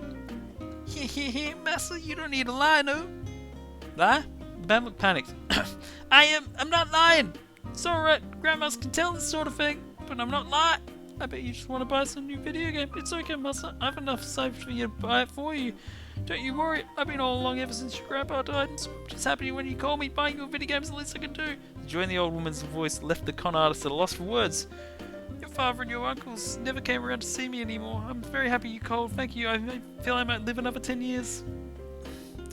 Forget 10 years. I want to see 100 more years, Grandma. The young man managed to rasp. His eyes had grown blurry of tears. Master. Yeah? Will you call me again? Yeah, I will. That's a promise. I will. I swear I will. Alright, I'll talk to you later then. The man hung up the phone. Oh, they'll make that into a movie for sure, Ozu said with a faint chuckle. You really have no sense for duplicity whatsoever. The man hung his head. But there's something even more unforgivable than that. Ozu took a step forward, looming aggressively at the other man. The fellow began to tremble. Real men don't break promises. Ozu snatched the Zelda by the collar and dragged him to his feet. I'm gonna have to work off what you owe me real slow. The man blinked in confusion. You're gonna work under me under the rest of my life, and you're gonna keep up your act with that old lady till she dies. Huh? I'm not letting you break your promise to call her. Suddenly, a little tiny hint of kindness showed through Ozu's expression. Several years have passed since then. The younger man still makes the rounds of Ozu, still deep in debt. His name is Yutaro Sugawa.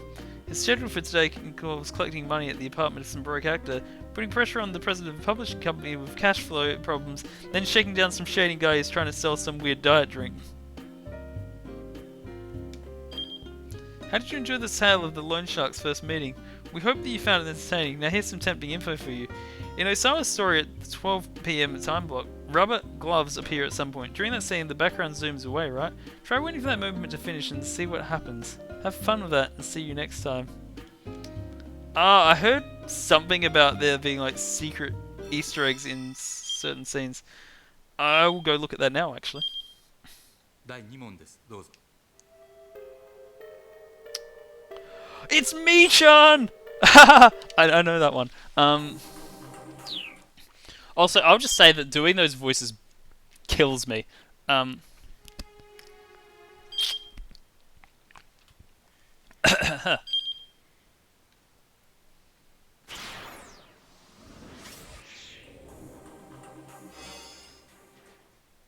Like, a lot of the voices are fine, but those guys' voices are awful.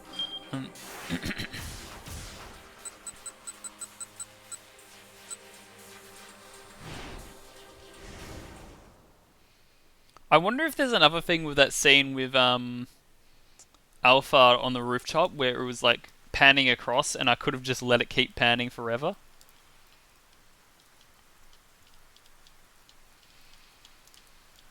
Or at least I thought I could, but I was doing a stream, so I didn't. Night, Effie.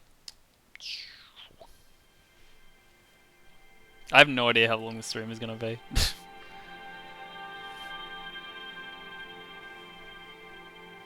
Here we go, I think.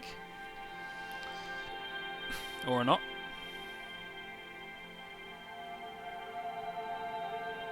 Well, let me just see until this stops panning.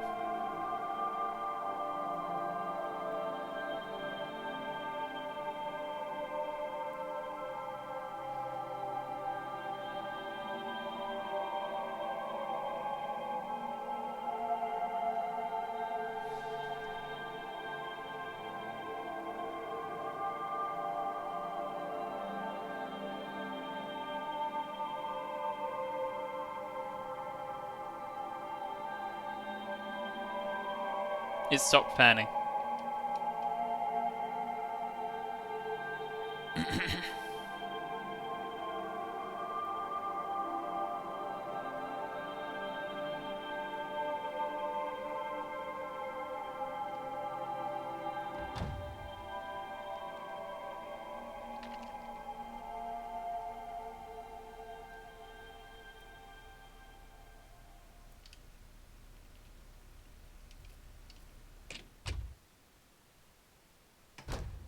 I hope they did mean 12 PM and not this whole hour.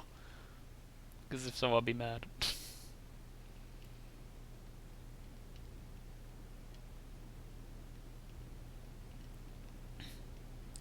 Classic scenes from when I didn't know what voice to give Kajiwara.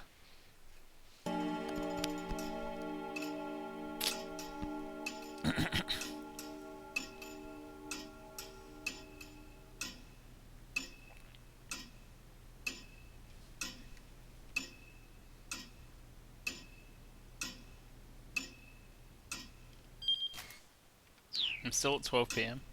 Oh.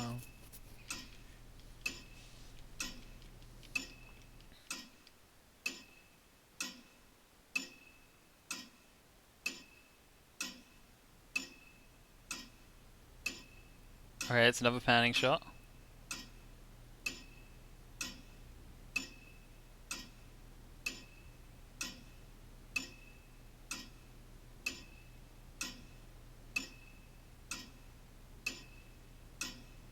Hey, what's this? What's this? Oh, I thought it was going to be a message or something, but it stopped.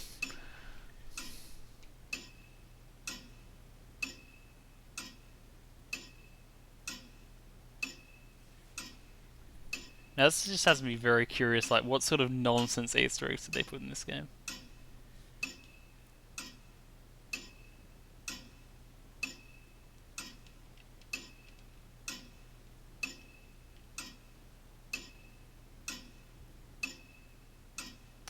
It's very obvious when they have zoomed in photos and it looks kind of blurry.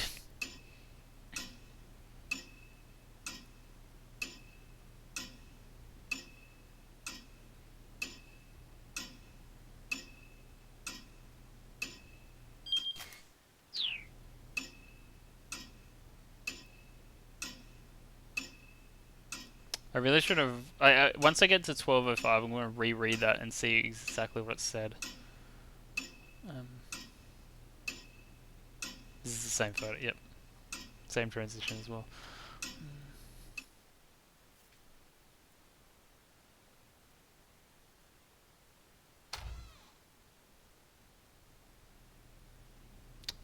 Back when Tanaka was alive and I didn't know what voice to give him, and then when he died, I still didn't know what voice I'd give him.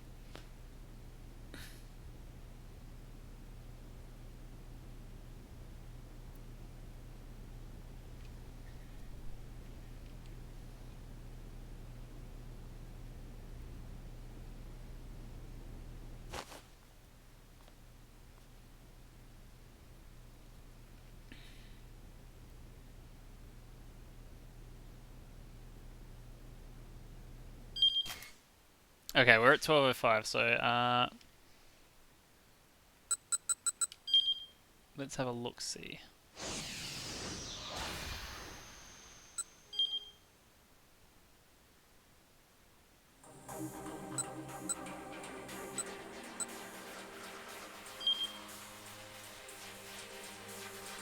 Rubber gloves.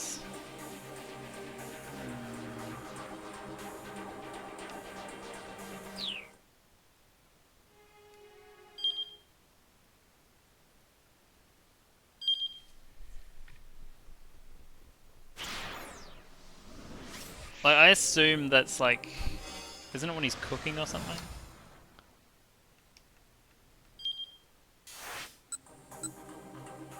Or is it there?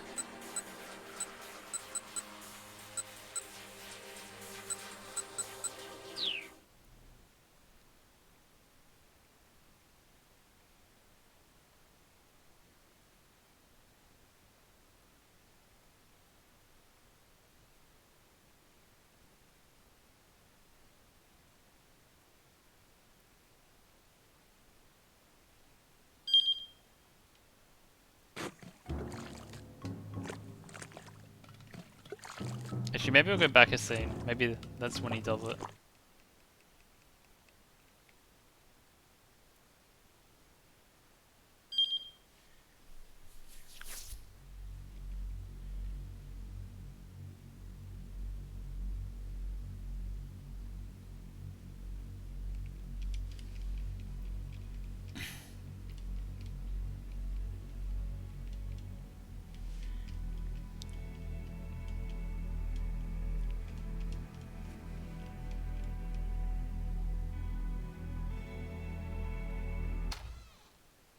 Okay, he didn't do it then.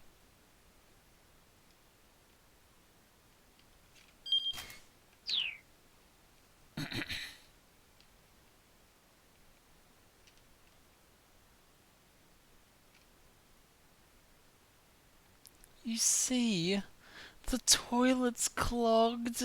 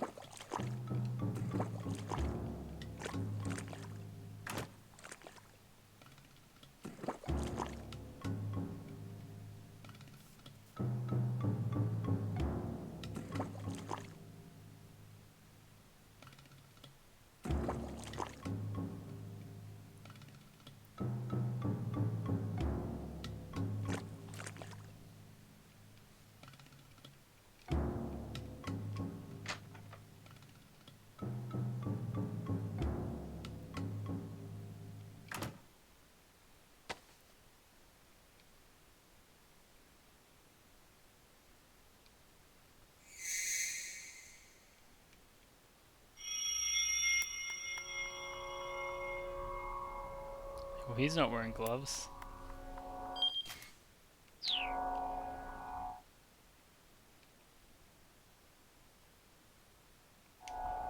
I hope I don't have to do a bad ending as well. That'll be quite annoying. Or is it when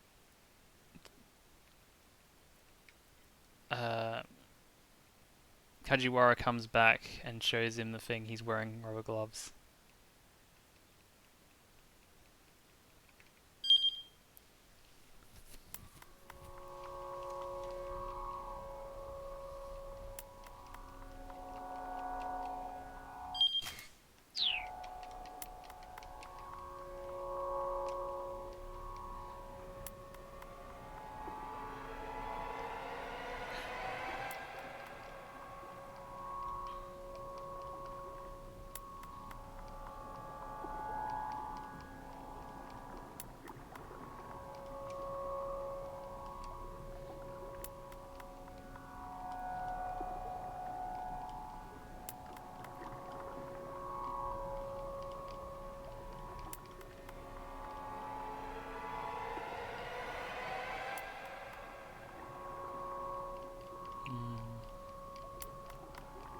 How does it feel for Tanaka knowing he will be dead in like 2 hours? It really makes you think. I wonder if we get a more backstory about that whole situation, because they kind of never really went back to it.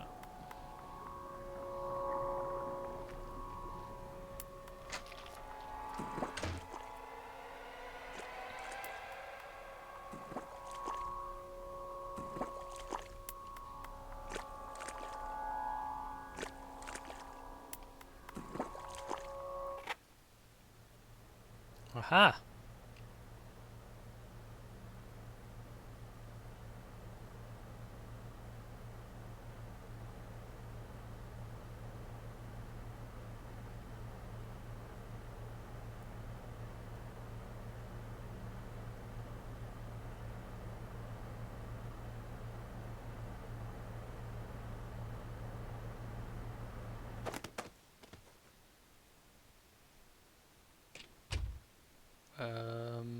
The camera wasn't moving then.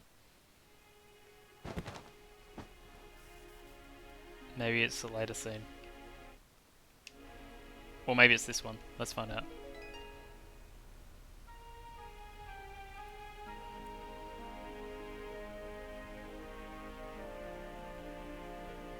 He's listening to a remix of Aya Kamiki. Nope, this ain't it. This might be it.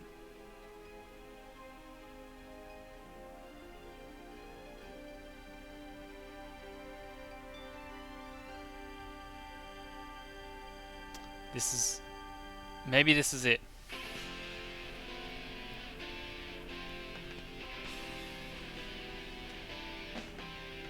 Though the camera is moving very slowly.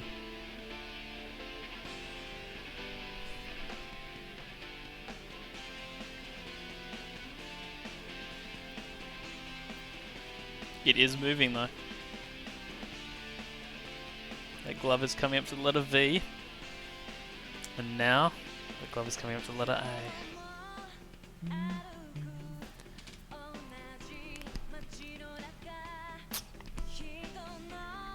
Still going. This is some Jonathan Blow stuff though. Though not to the extent of Jonathan Blow because no one else is that insane.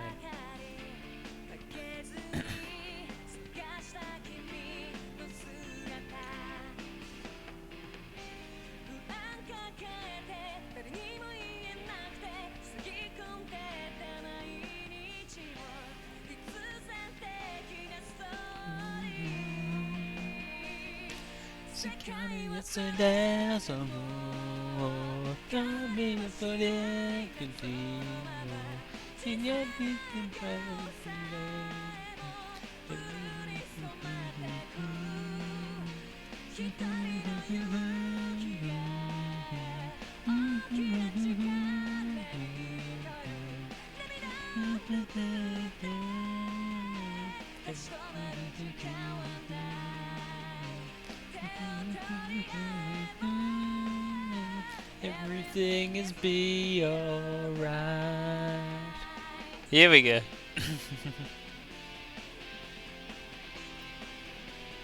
Is it just these 6 buttons though?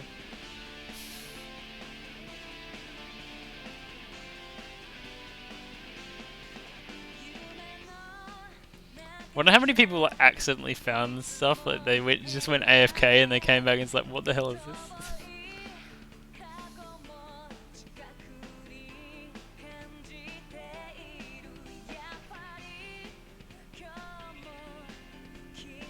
Also, wait, they mean be on a controller, right?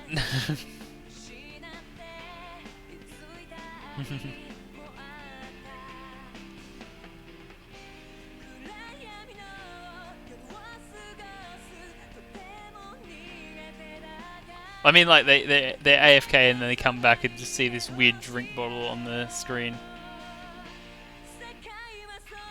I'm curious, when does it stop panning? Of course they do this while Ayakamiki is playing, because when else would you?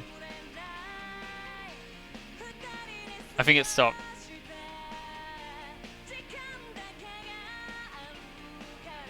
I'm not sure actually if it stopped. I'm questioning myself.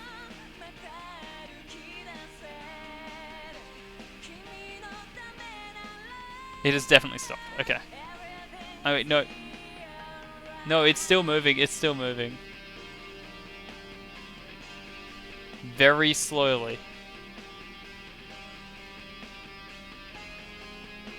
But anyway, I'm gonna give it a try.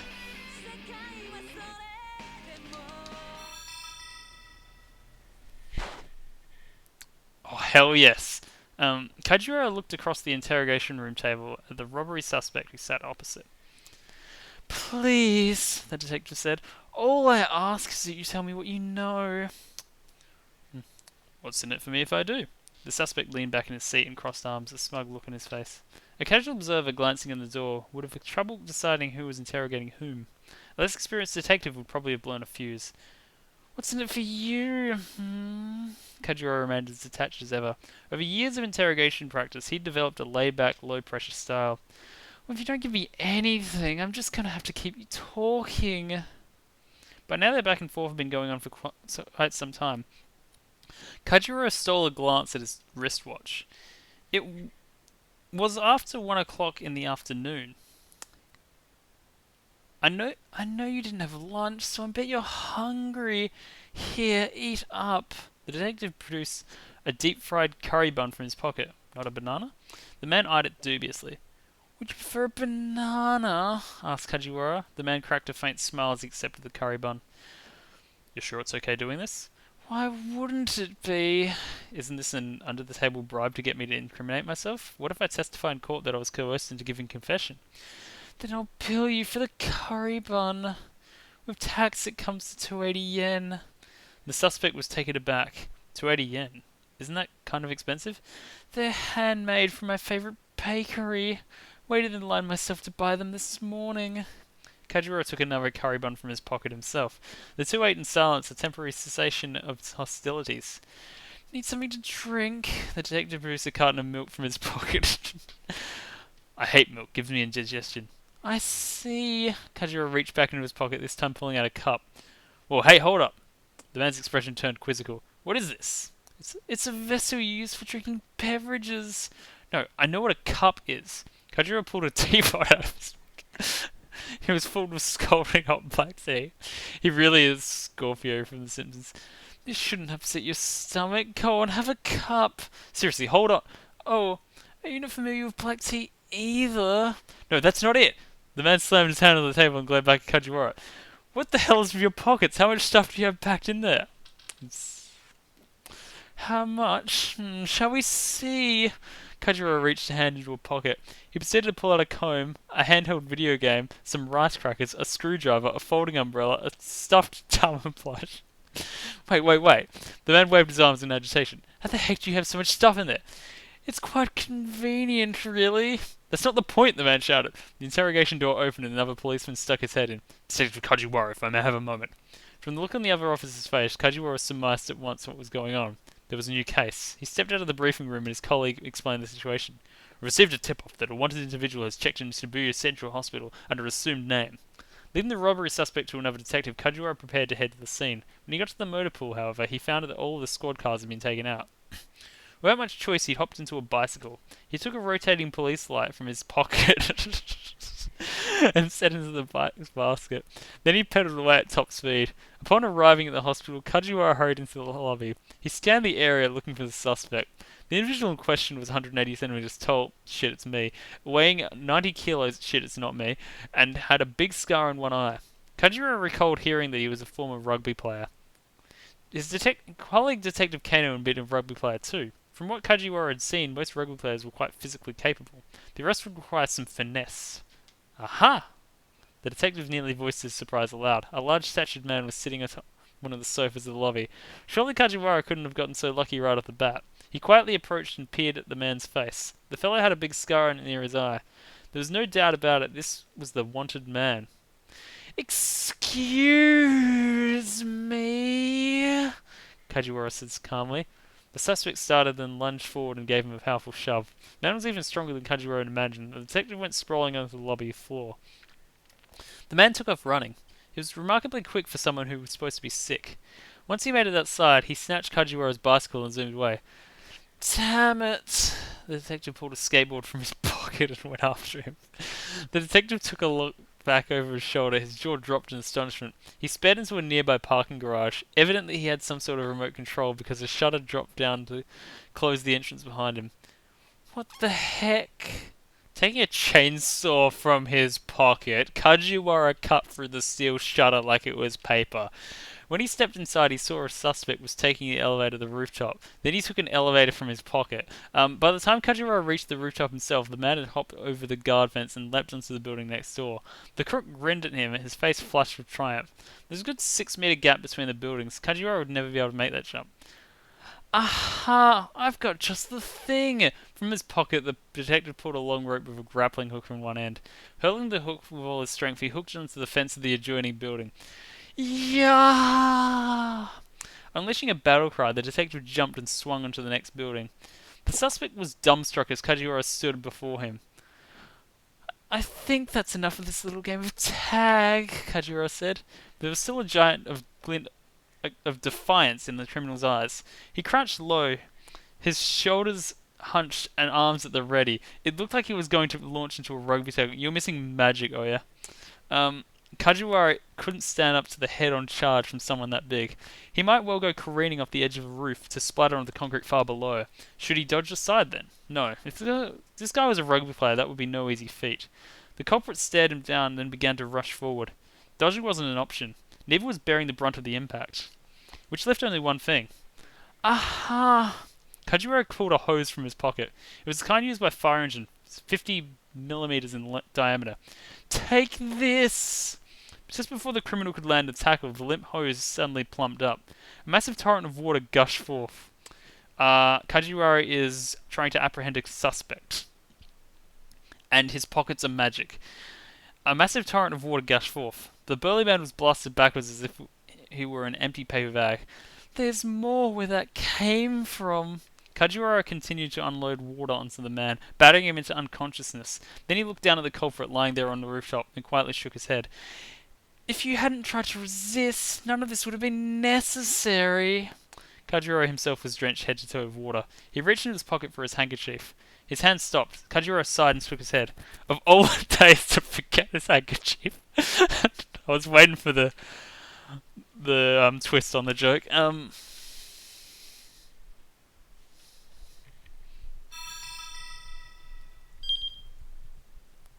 the great thing is, I don't think I need to look up the answer to the next question.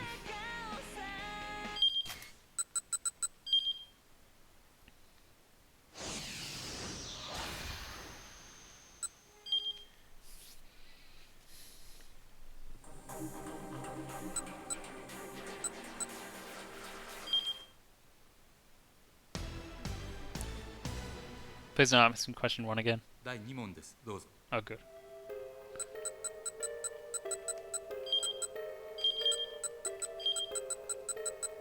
This old man. Right? Yeah! Thank you, Higurashi.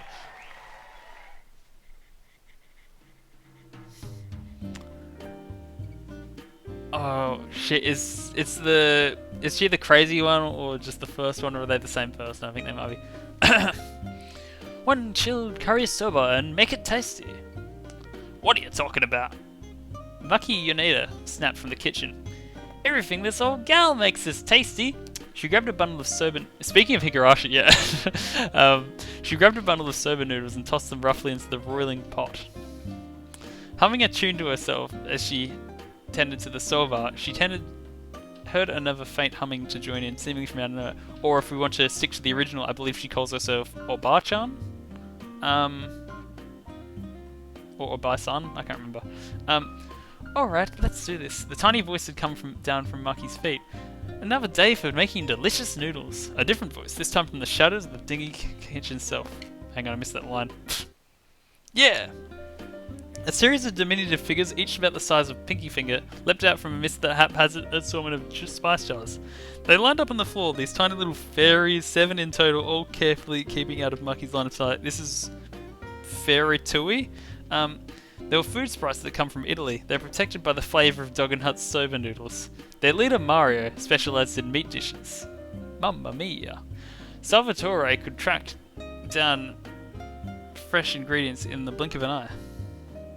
Chief Antonio was the wizard when it came to sauce. Then there was Marcello, a wine connoisseur and the most sarcastic fellow in the world.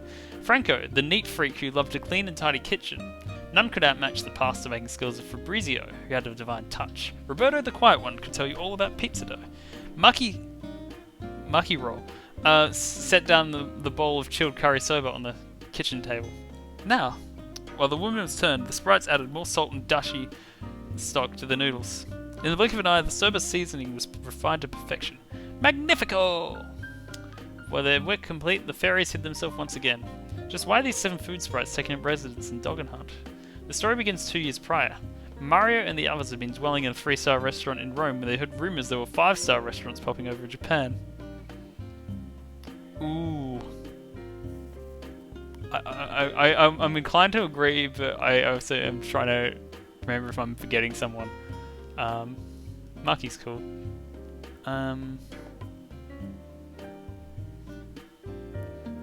I instinctively like 2B as well, but she doesn't get enough of a development, I think.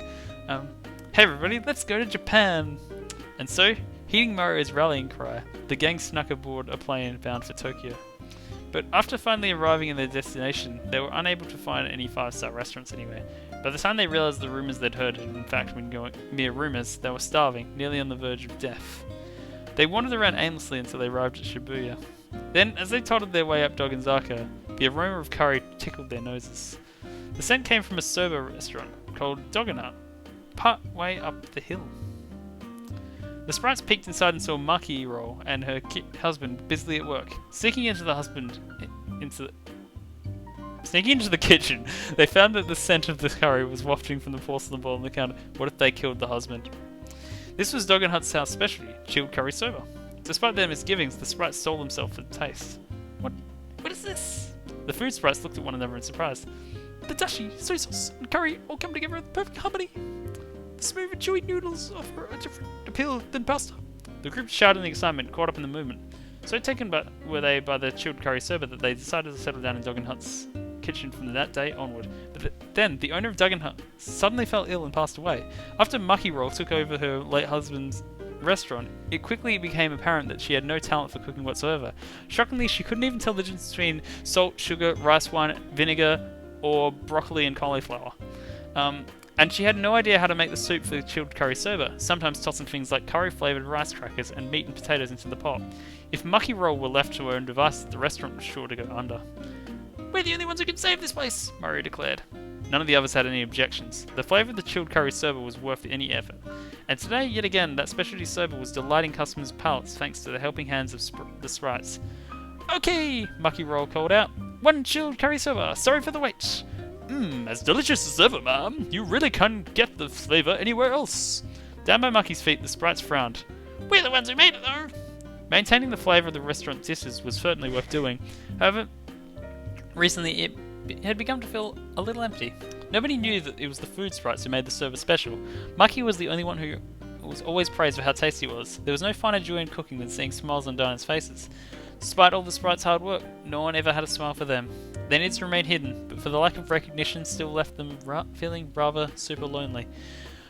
Oh, that's right, Maki Roll announced brightly. There's been some talk about releasing a Dog and Hunt recipe book.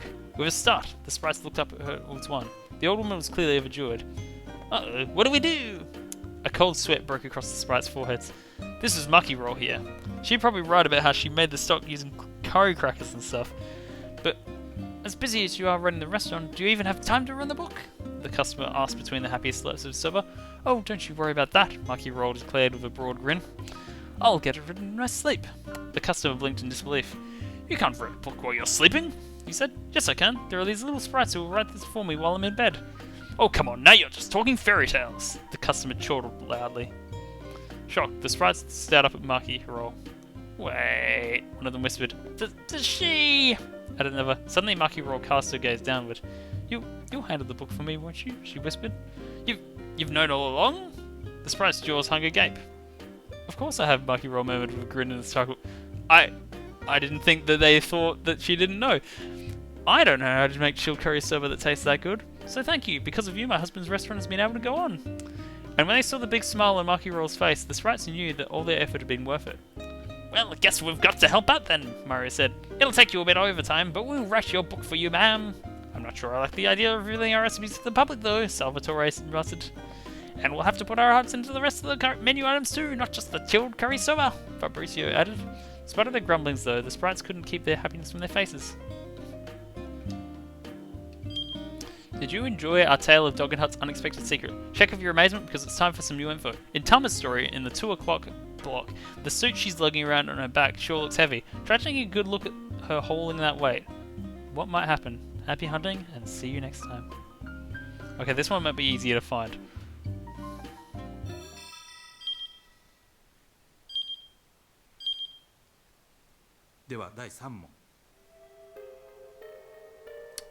Was it 40,000 yen? Maybe? I don't know.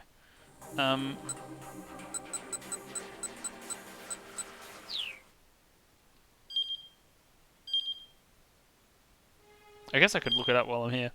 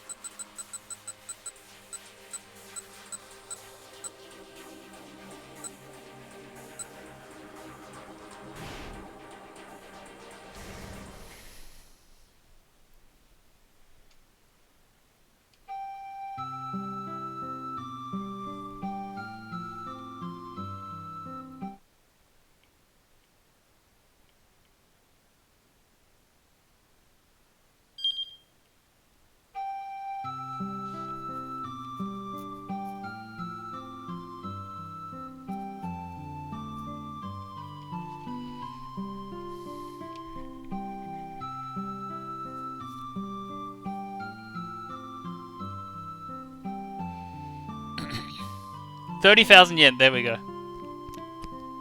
It all worked out.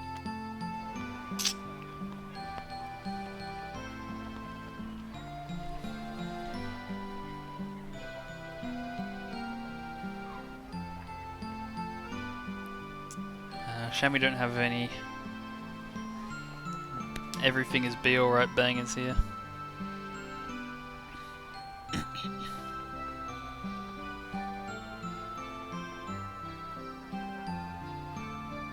But I can check Twitter at least. This seems like an easier one to find because I didn't have to wait as long for this one.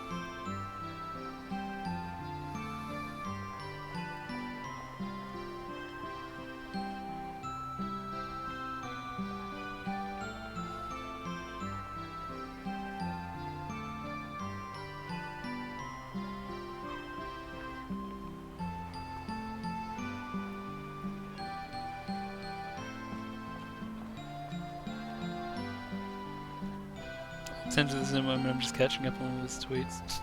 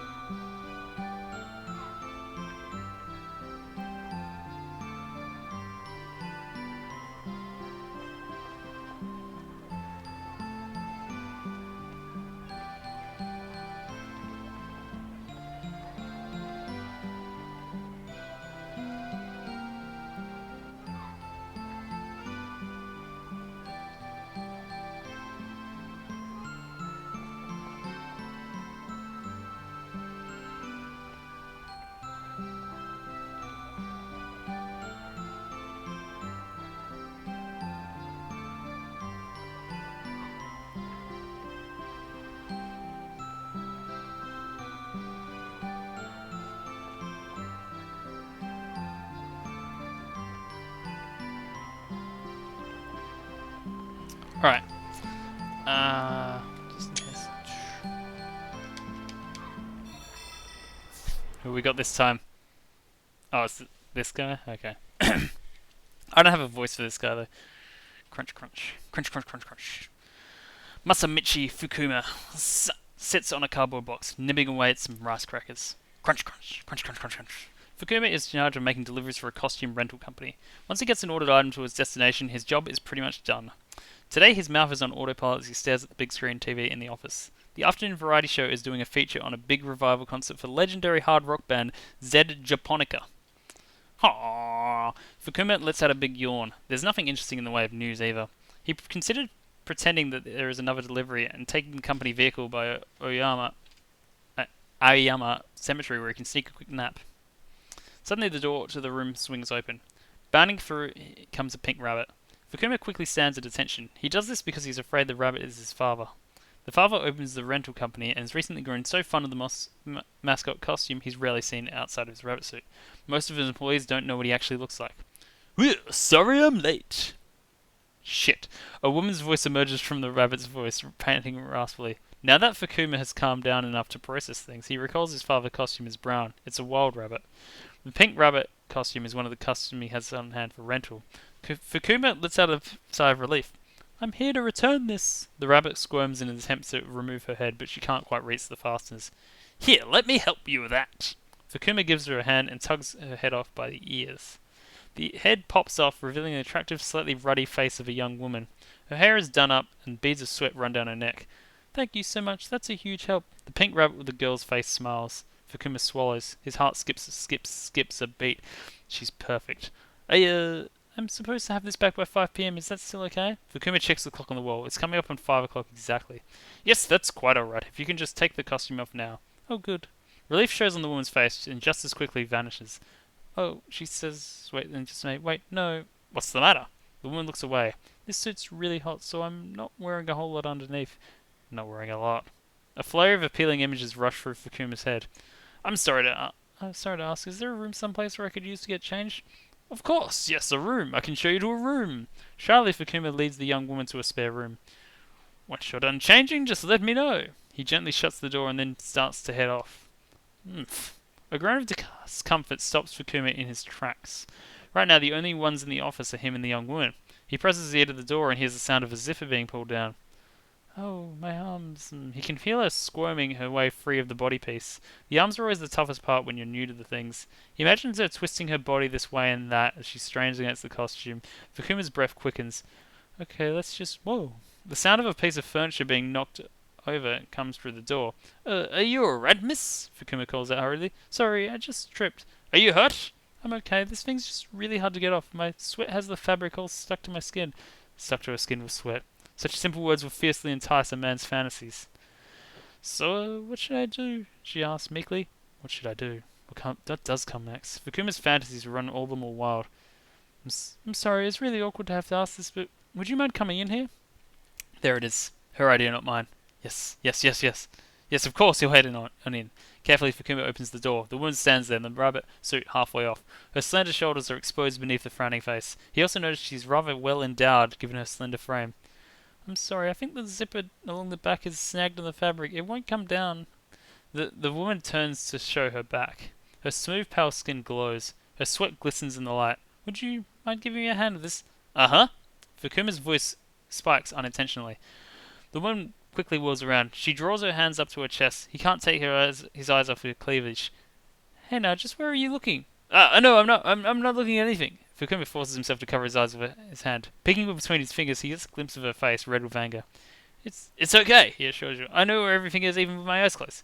Alright, if you'd be so kind then. At last, she seems relieved. She turns to face the window, again presenting her back. Now's my chance. Fukuma's eyes snap back open, and he drinks in the sight of a young woman's back. You're not looking, are you? No, of course not. I can see your eyes are open in the reflection in the window. Sorry. This time Fukuma really does close his eyes and begins groping forward in search of the zipper. Hey, what's your hands? Sorry, just trying to feel my way around. My back is just really sensitive.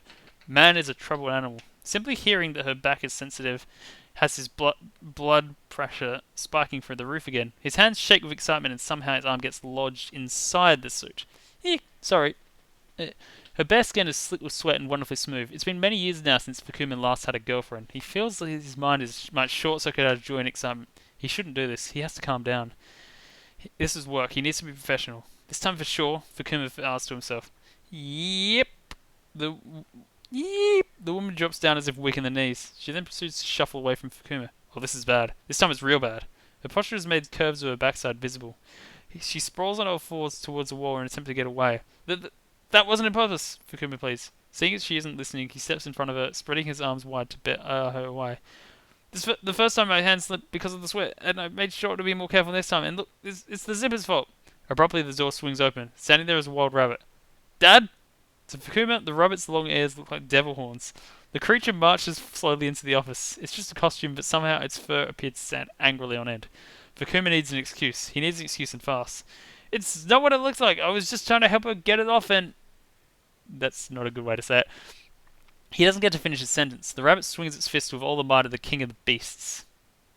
I was waiting for a different sort of plot twist. I don't know what, but it's not exactly what I was expecting.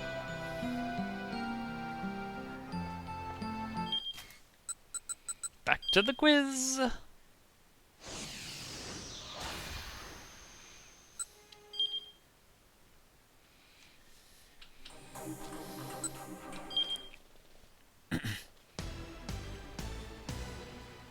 Do I need a comma or not? では第3問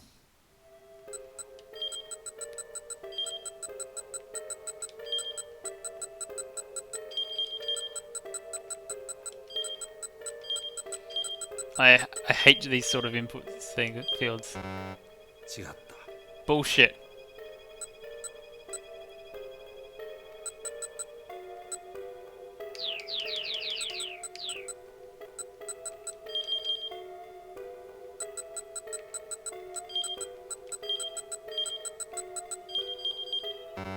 Oh? そう答えたか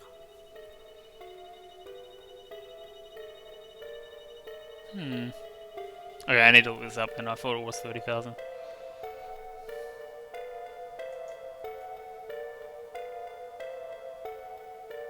$5,000 apparently.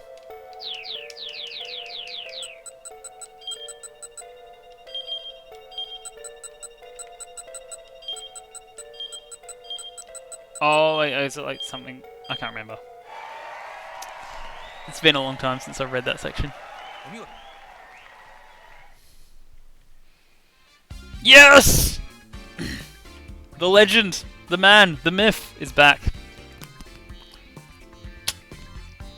I was in France on business at the time, staying in a cheap apartment on the banks of the Seine.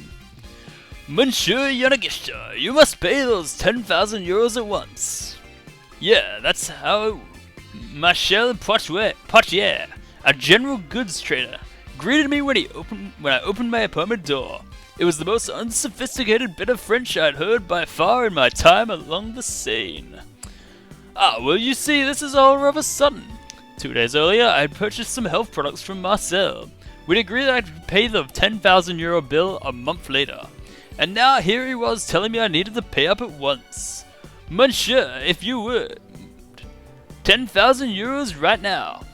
Marcel, I'm sorry, but I don't have that money, I replied with my own halting French. We had a deal that I could pay a month from now, didn't we? That's not what I want to hear, monsieur. What I want to hear from you is, oui, Marcel, don't worry, I'll have it right away. I hadn't sold any of the health products I'd procured from Marcel. I was flat out of cash. I wouldn't have paid up even if I wanted to. What in the world is going on? Why are you suddenly demanding that I pay up right now? Monsieur, I need that money, whatever it takes, by this evening. Wait, what's perfect? What did I do? He pointed the finger at me. You absolutely must have this have it by this evening. Otherwise, you'll find yourself sinking to the bottom of the Strait of Dover. I'll be in touch. And with that, Marcel departed. Oh man, now what am I gonna do? That bit of grumbling there was in Japanese. I don't have 10,000 euros anywhere. My reflection in the waters of the Seine looked miserably distorted. Yanugi. I looked up. There was only one person who called me Yanugi on account of not being able to pronounce my name. Isabelle? The woman my heart had once burned for stood in the doorway. Isabelle, what are you doing here? Work! I'll be here in the Paris for a while. I see. Well, what a coincidence. You're as beautiful as ever, I see. And your hairstyle is the same as ever, too. The sight of a familiar face boosted my spirits at least somewhat. I can't do bad French accent plus bad female accent both at once. It's hard. She may have firmly rejected my advances, but I still loved her all the same. I've been hearing a lot about you, Isabelle told me. The businessman who hops all over the world. Oh, I'm just always living on the edge, is all. And when you're doing business with the world, sometimes even though you know it's dangerous, you need to leap up that edge. Well, so there's this product that I simply had to recommend to you. Here. Shit, she said it. Isabelle pulled a doll from her handbag and presented it to me. What's this? Isn't it cute? It's a mascot based on Indonesian folk art. Don't you think it'd be a huge hit in Japan? It had bumpy green skin and bloodshot eyes. There were sharp claws on the ends of its lizard-like hands and feet. Not only was it not charming, quite frankly, it gave me the creeps. Look, I'm sorry, Isabelle, but I don't think I need something like this. Why not? Why not her? No matter how I looked at it, it wasn't a design that would sell in Japan. Go on, push it on its back. Huh? It's back. Give it a push. I did as instructed. The doll's arms and legs waggled almost apologetically. See, isn't that marvelous? Well, my brows knit as I tried not to frown in front of her, but she seemed to sense my efforts, and her expression soon turned sad. I mean, because its narrator is speaking in first person. It's him talking. Oh, you don't like it, do you?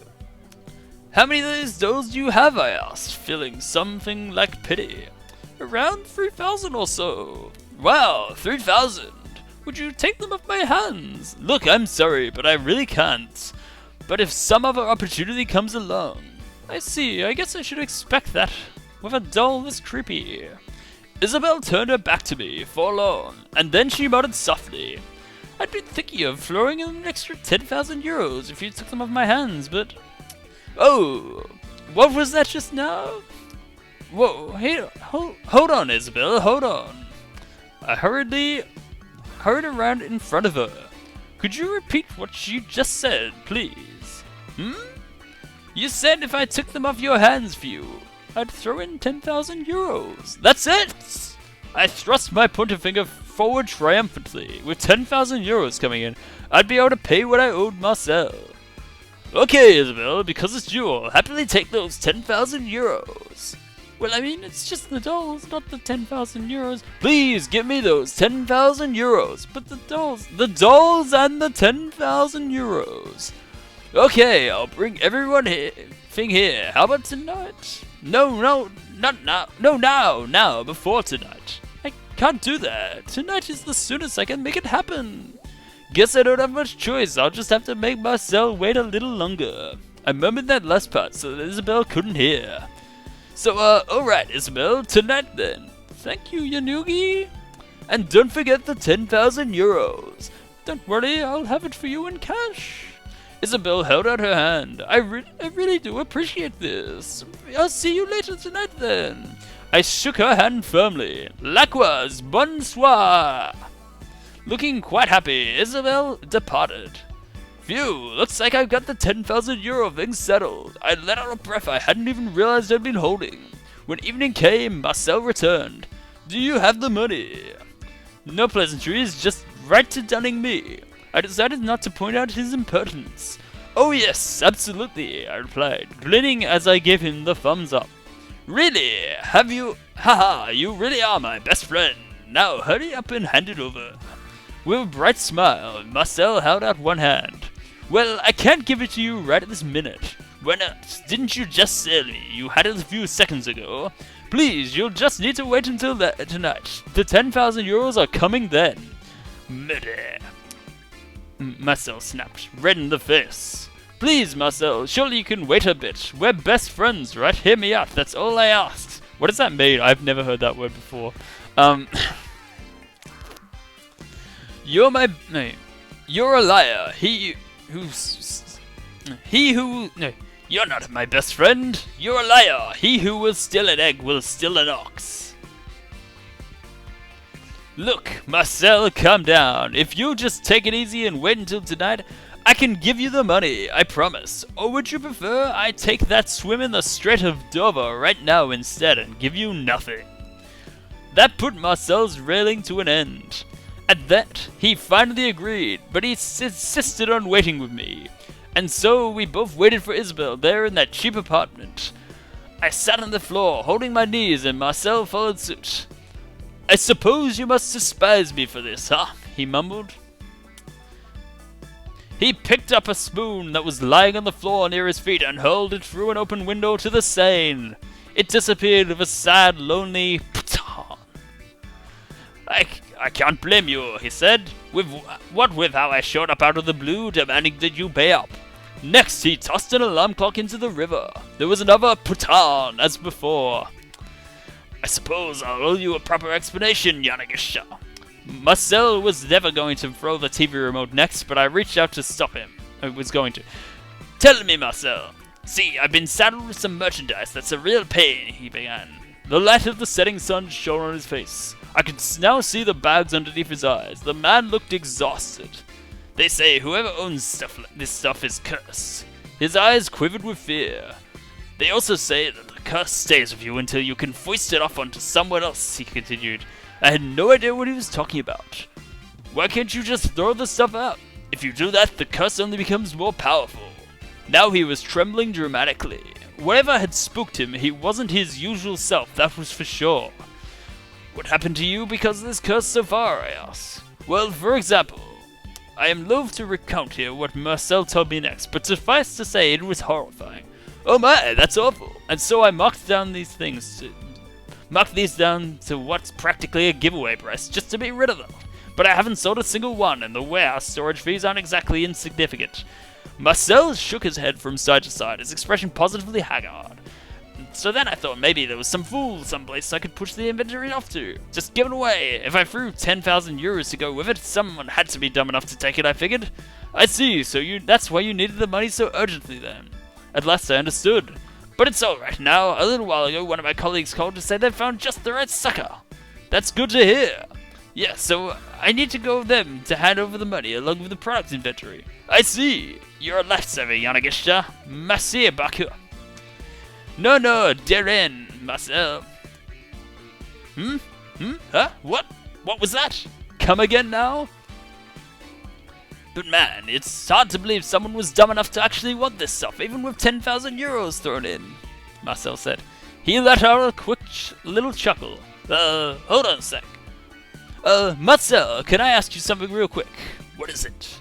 This colleague you mentioned, the one who found your sucker, it's not a woman named Isabel, is it? Oh, you know her? Yeah, Isabel's great. Got a real knack for finding marks. She's quite a lady. I did the mental math. I give 10,000 euros to Marcel.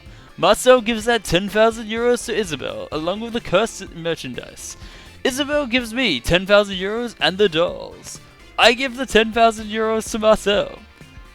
Marcel, these cursed goods, do they happen to be creepy green dolls? Oui, monsieur. He flashed a broad, toothy grin. I slapped myself on the forehead good and hard. Sorry, let me catch up on this chat now.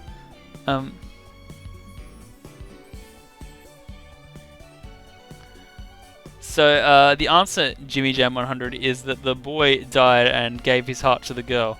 He was trying to live to be 15, so he was old enough to sign off the allowance for him to be an organ donor. And this is an origin story of your boy Yanagishita. No, she's quite healthy now, I think. Did you enjoy our tale of Yanagishita's bittersweet younger days? If you slapped yourself on the forehead along with him, we've got some new information for you. In Kano's story, in the 3 PM time block, there's a scene where Kano and Stanley are running. Maybe try sticking around for a bit. Take a good close look, and maybe we'll see you again next time. I am so glad that Yanagishita, of all people, was the one who's literally narrating his own story. We needed that closure. I've missed speaking in that absurd accent for so いきま long. しょう第4問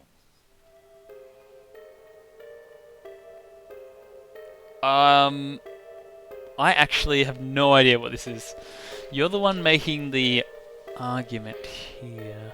I'm guessing it's something in Kano's story because that's how these have been themed.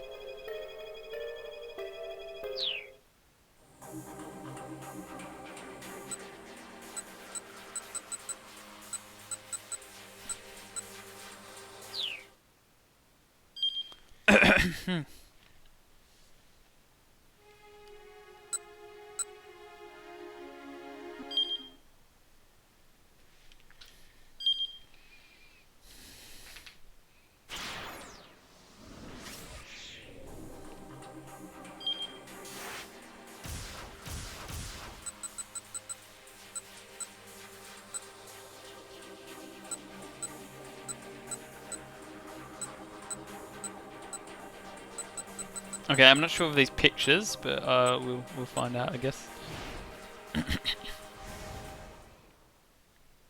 It's not even that late, but though.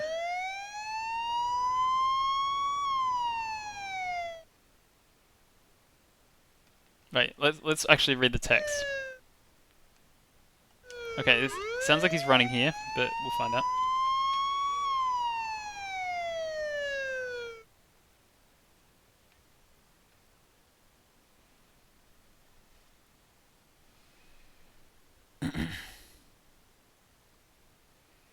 It's actually like, yeah, it's not very late at all.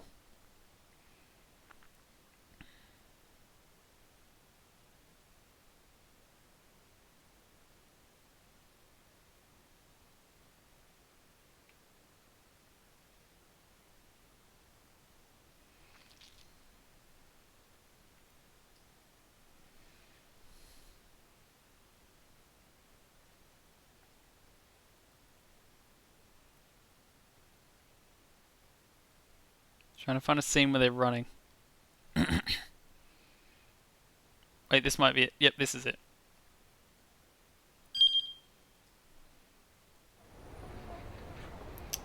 But now I've grown to kind of like Stanley a bit. Maybe I don't really want to punch him as much. Never mind, it's still great.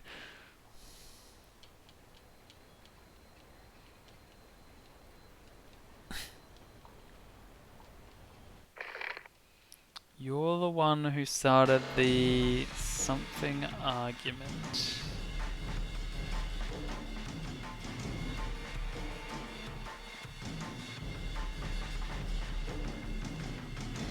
Oh wait, sorry, I should be not advancing this text. I'm going to look up this answer also because I have no clue.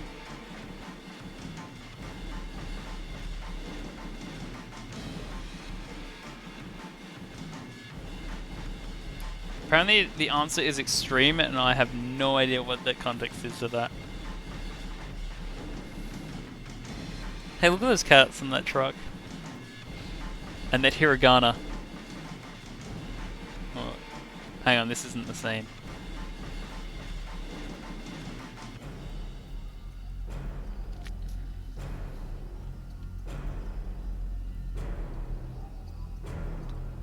Let me know how that goes for your Jimmy Jam 100.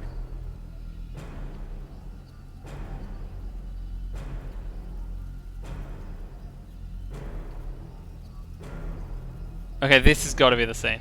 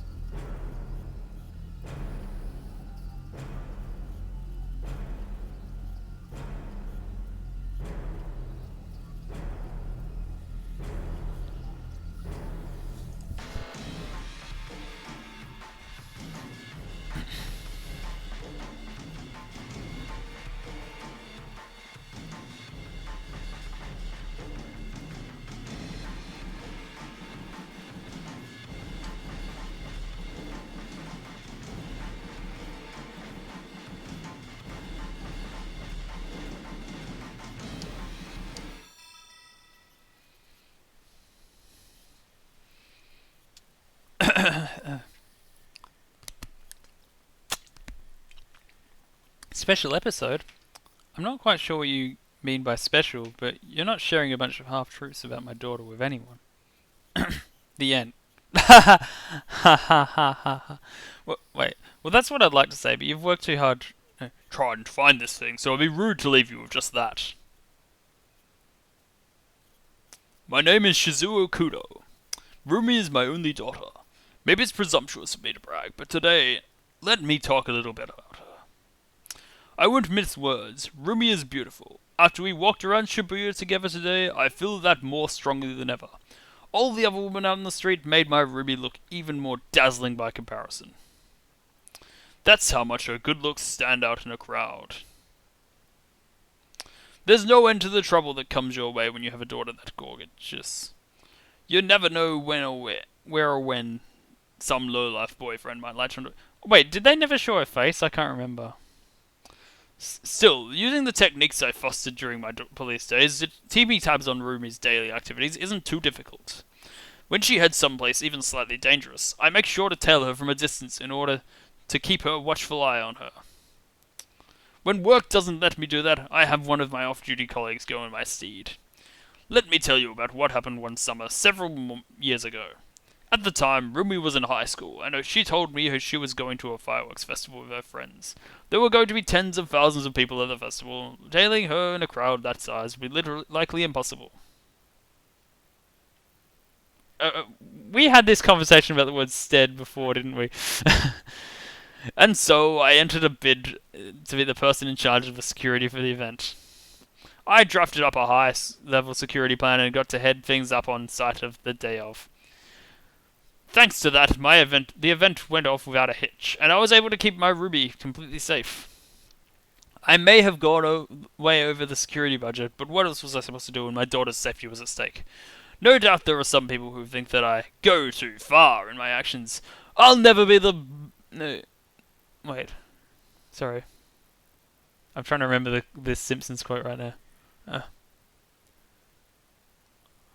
I'll never be one of the city fathers who cluck their tongues and stroke their beards and say, "What's to be done about this Homer Simpson?" And to those people, let me just make one thing abundantly clear. I most certainly do not go too far. In fact, if you saw how lovely Rumi is, you'd probably think I wasn't going too far enough. And I'm not saying that with any parental bias or anything either. I'll have you know that Rumi was chosen as Midoriyama Academy's Miss Midoriyama too. And I didn't have any part in making that happen. I did consider orchestrating things ahead of time, but I didn't have any connections to the Ministry of Education, so that wasn't an option. My point is, I've put my strongest efforts into taking care of my daughter.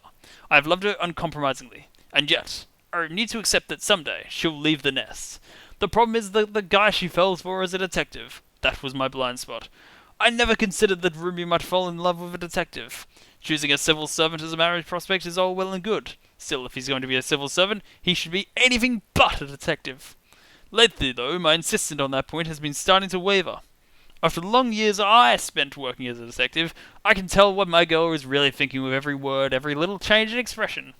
Rumi's feelings for her boyfriend are the real deal. She loves him from the bottom of her heart, and so she's very dear to me. Maybe she even loves him more than her own father. He's the man Rumi chose. He's probably got his act together too. The fact he's a detective still bothers me, but I can't deny my daughter her happiness forever.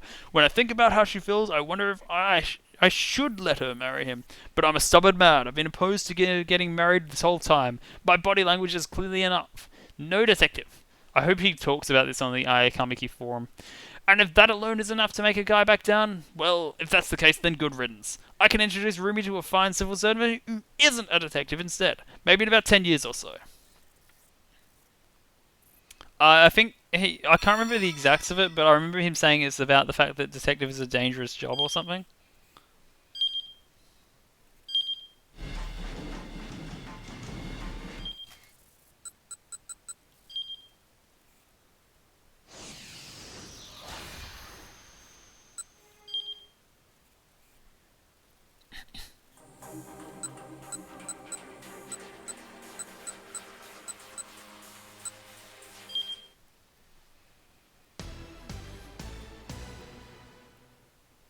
行きましょう。第4問。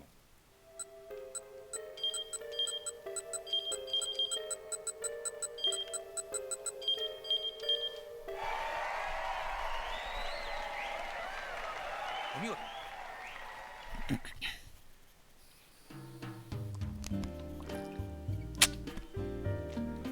Holy shit, I forgot those kids existed. Excuse me, do you have a moment? Tape recorder in hand, Chiaki called out to the pair of young girls who were standing by the statue of Hachiko. Each girl carried a lollipop, half the size of their face. What do you two think about Shibuya? The girls looked at one another. Do you not understand the question? Chiaki pressed. The children slowly licked at their candy. Not really, one of them said at last. Chiaki was taken back by the girl's grown-up tone. Yeah. The girls nodded at one another, their faces disapprovingly. Huh? Chiaki was confused. What's going on? Do we know you, lady? Huh? See, this is why people keep saying that adults nowadays have no common sense. Yeah, ease up on the small talk. This is the first time we've ever even met, after all. Didn't your mum teach you any manners? Chiaki took a step backwards and wrapped her arms around herself as the children stared at her coldly. I'm sorry to upset you. It's okay, everyone makes mistakes. Being treated like a child by small children made Chiaki blush bright from red from embarrassment. Their arrogant reproach left her too flustered to even fully process the situation. So what's up? One of the girls went on. Excuse me? Chiaki said wearily. I only just noticed it says kinder partners. You were asking about Shibuya! Yes, of course. Recalling some more under the children's gaze, Chiaki chose her words very carefully. So what do you think about the city of Shibuya? Perhaps? The pair quickly lowered their eyes, their expression forlorn. It used to be so nice way back then. Way back? Just when was way back for these two? Nowadays Shibuya's gotten all dead quiet. Yeah, used to be back in the day you could stand around here and see something interesting go down. Day in, day out. Chiaki was utterly dumbfounded by the girls' ostensible worldliness. She listened in fascination as they continued. Yeah, but even that was maybe something that sort of hinged on your mood. I hear you. Maybe it's just our mindset that's changed, that's all. So I'm guessing you got tests coming up? Yeah, my mum will just not shut up about nagging me to study. I'm about to start practicing for interviews myself. It's too early for that. Besides, if anyone messes up the real thing, it's the parent. At some point, Chiaki had become a bystander to the girls searing back and forth. Man, I wish I had more freedom to do stuff. I started taking piano lessons to help with the enrollment tests too. Guess you're never right up rich if you don't go all out. I hate money. Rich people have all these awful sunken-in faces. Yeah, a while back I saw a father and son buying an entire box of trading cards and they both look hideous. Yikes! It's kind of a sad story, though. The kid looked like he really wanted something else instead. That's the impression I got anyway. Do do do do do do do do do do do. Yeah, and usually the parent was completely oblivious. Yes, and so the kid had to put in this fake smile of appreciation and everything. I know how that goes. Jackie felt increasingly inclined to believe, but she wasn't sure how to do so gracefully. Parents these days, she reflected, were foisting off an awful lot of things on their children. They seemed completely ignorant of how much the burden was too much. As she stood vacillating, the conversation continued.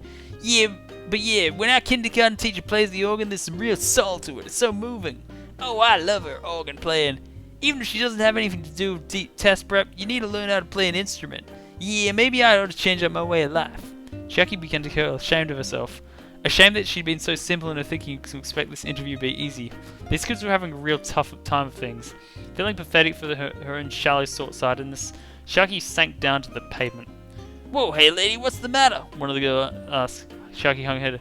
You got a tummy ache? Want some of this? The other girl had at her lollipop.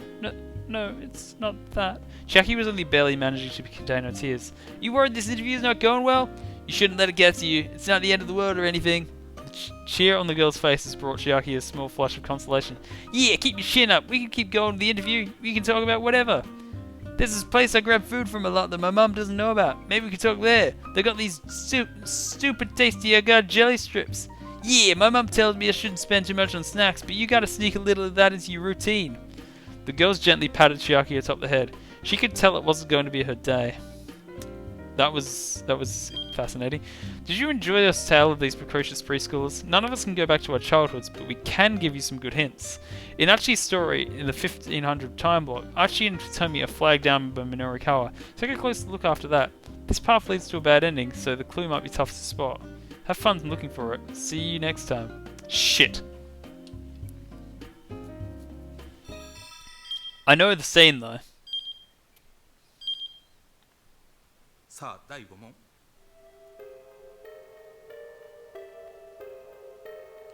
Hang on.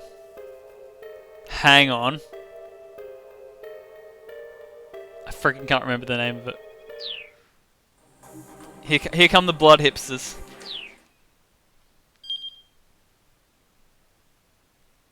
That's it, Bombay. Thank you.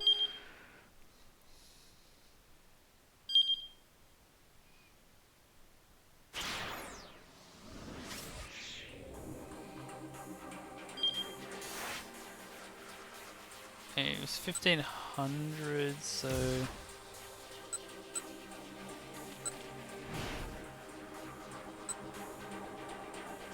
Wait, was it 1500? So I think if he does this...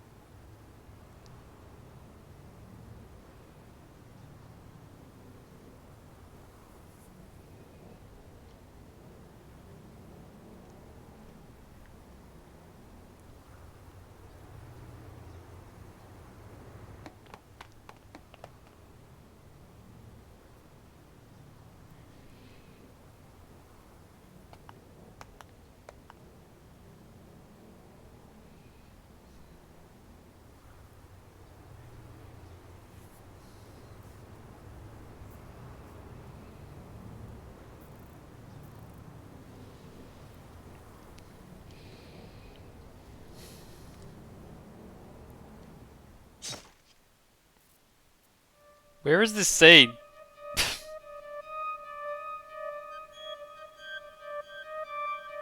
None of the cameras are moving.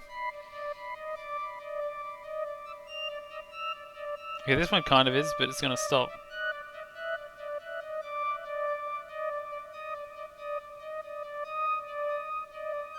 Here we go.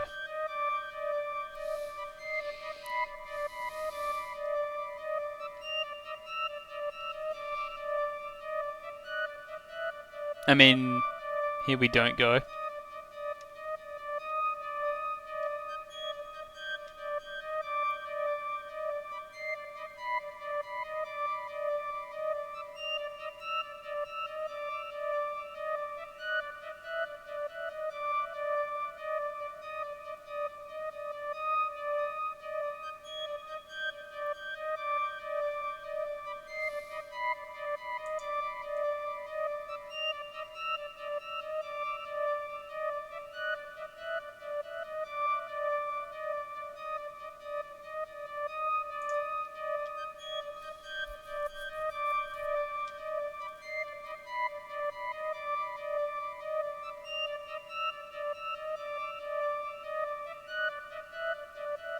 I'm sure I've done this right.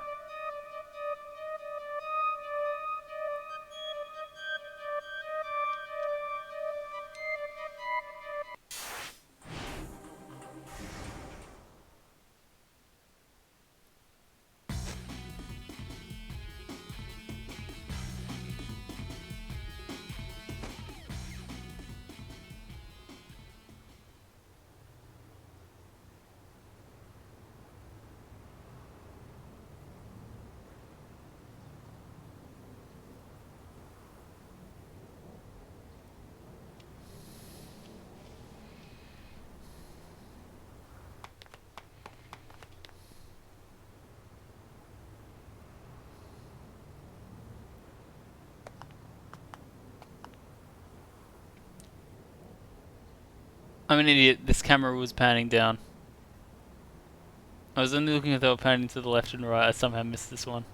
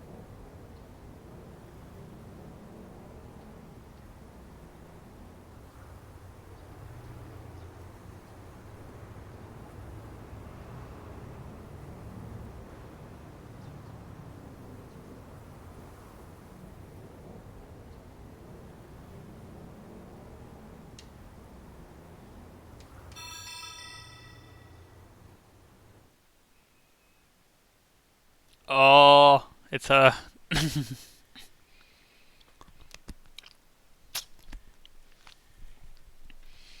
Ryoko Kakinuma. Her name might not ring a bell, but you might recognize her as one of the waitresses who works at the Cafe Lautrec. They did say her name once.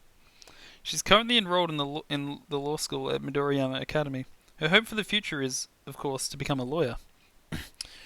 Revisions to the bar exam have made that challenge a trifle easier, but it's still a tough obstacle to overcome. She practically studies in her sleep. Listening in on trials is one of Ryoko's hobbies. She takes the Tokyo Metro Hibiya line to Kasumigaseki Station and then heads to the nearby court building to observe whatever's going on there. Ryoko was especially fond of the district court, which handles the first hearing in local cases. Trials can be quite interesting. They're like little dramas about human emotions and desires, but recently in the course of her courtroom visits, Ryoko found herself with a new reason to be present. She caught sight of a man in the courtroom who utterly intrigued her. She wanted to approach him, wanted to talk to him, but it was never going to happen. Now then, shall we begin? His low, honeyed voice made Ryoko's heart melt.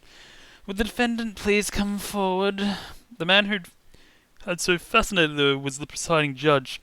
His eyes glimmered with cool intellect, while his wild shock of hair hinted at rugged individualism. Ryoko couldn't help it. She wanted to be closer to this man. But the judge's bench was so very far removed from the visitor's gallery.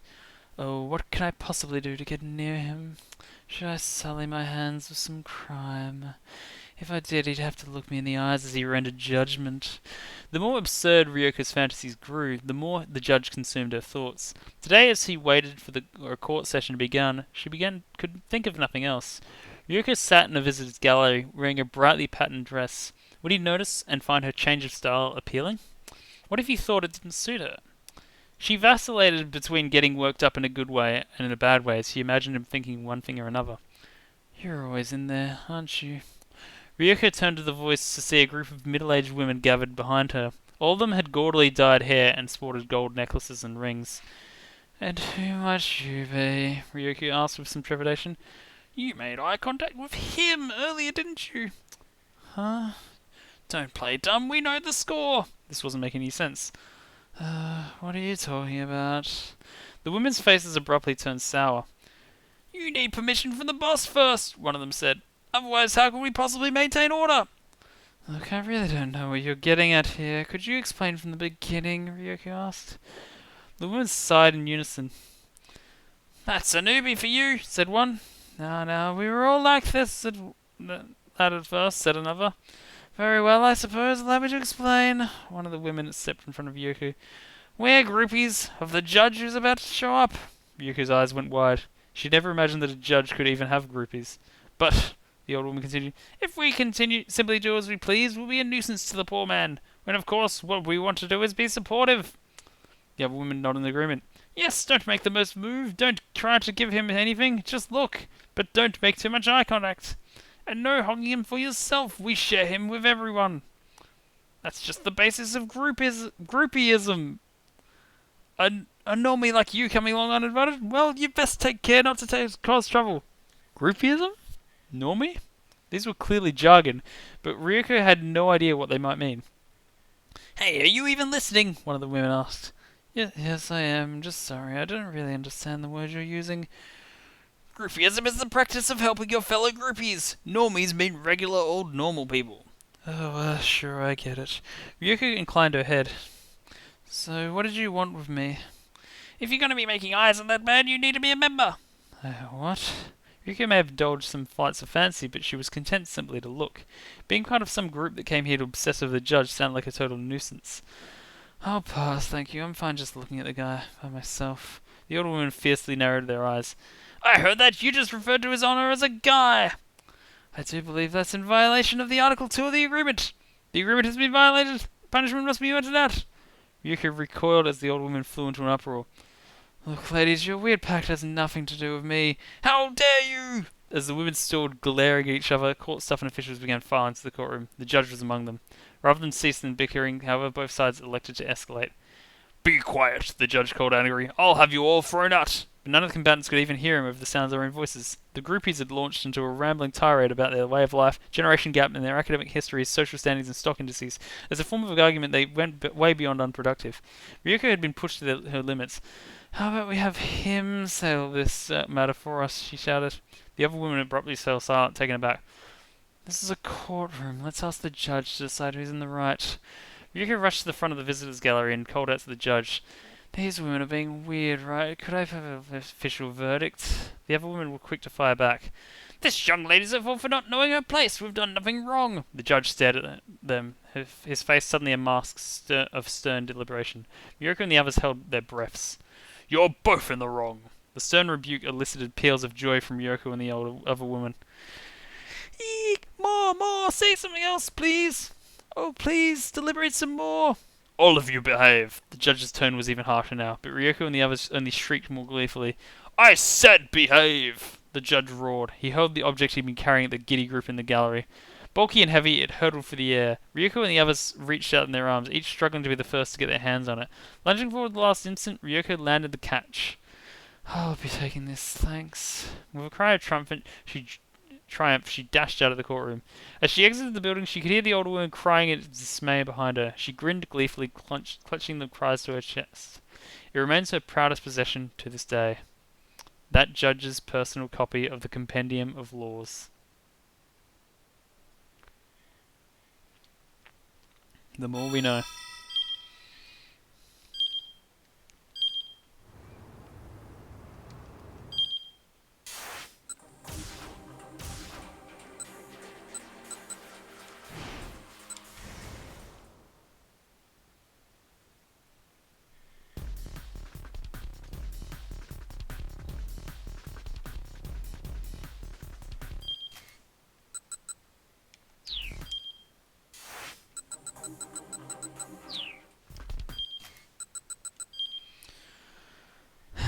I wonder how many of these I can get through tonight.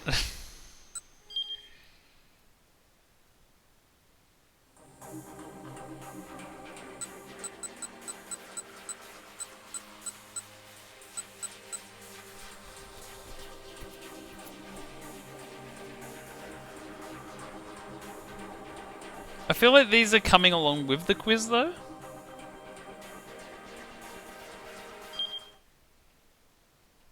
Or is it something else? さあ第5問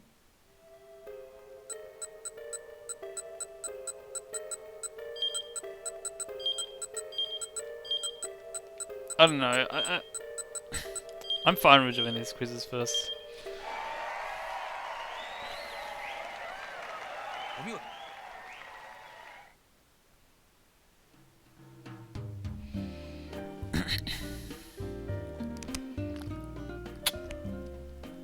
A straight right came her way just as she let down her guard. The blow caught her by in the chin, and for an instant she saw white, and she was driven back against the mesh as a knee strike hurtled towards her. She managed to change positions just in time to dodge, then close distance with her opponent. Man, she's tough, Miku thought to herself.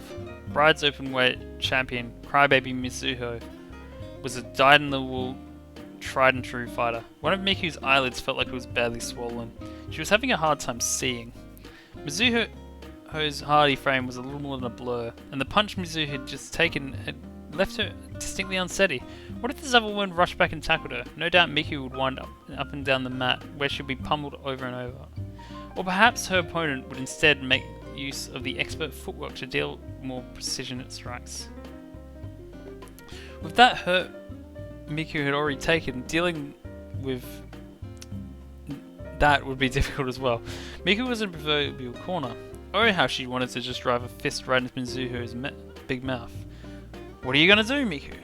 Did you come this far just to lose? Mizuho closed the gap. Her 180cm tall, 80kg frame came charging in. Those are very specific measurements we've seen before. A thin smile showed her on her doughy face. Miku had first seen Mizuho fight 1 year earlier. Her face radiated weakness and she cried when she got hit, hence her nickname, Crybaby Mizuho. But through her tears, Mizuho fought back desperately, managing in the end to pull off a joint lock that won her the match. The crowd went absolutely wild at the Crybaby fighters under the victory. But Miku was not convinced by Mizuho's performance. Mizuho was assuredly much stronger than she seemed. She'd taken karate lessons at a local dojo up through middle school, and she'd been on her high school intramural wrestling team, and lately she'd been taking up jiu-jitsu. There was no way a woman like that could be such a crybaby. She'd been fighting half her potential in order to make things more fun for the audience. Miku knew that, since the matches at Bride were part of the spectacle, making things more fun for the customers was more important. Even so, she wanted to see the champion fight at his full strength, and so she fought her way up the ladder to get the chance. After winning the match that put her in position for a shot at the title, Mizuho had grabbed the microphone and shouted to both Mizuho and the crowd, "Mizuho, next time you're fighting me, and we're fighting for real." Afterwards, the manager had been furious. By saying fighting for real, you made it sound like the other matches Bride were all fixed. It's true, the matches were indeed for real, but with no outcome decided ahead of time. Mizuho's crying persona was just an act. It was an entertaining one, and she spent the first part of each part of her fights putting out a lot of fake tears. Miku scowled at the manager. "I don't want to fight Crybaby Mizuho, I want to fight Mizuho. I want to fight this full force from the get-go." "You dumbass," roared the manager. "Take one look at her." Amongst the slender frame fighters on Bride's rosters, Mizuho stood out as bulging and burly, and not even by the most charitable standards in the world could her face be considered pretty. Mizuho's on the roster in the first place because of her Crybaby character. If she gave that up, she'd be giving up a position at Bride. Miku felt silent. Was getting a legit fight out of Mizuho impossible then?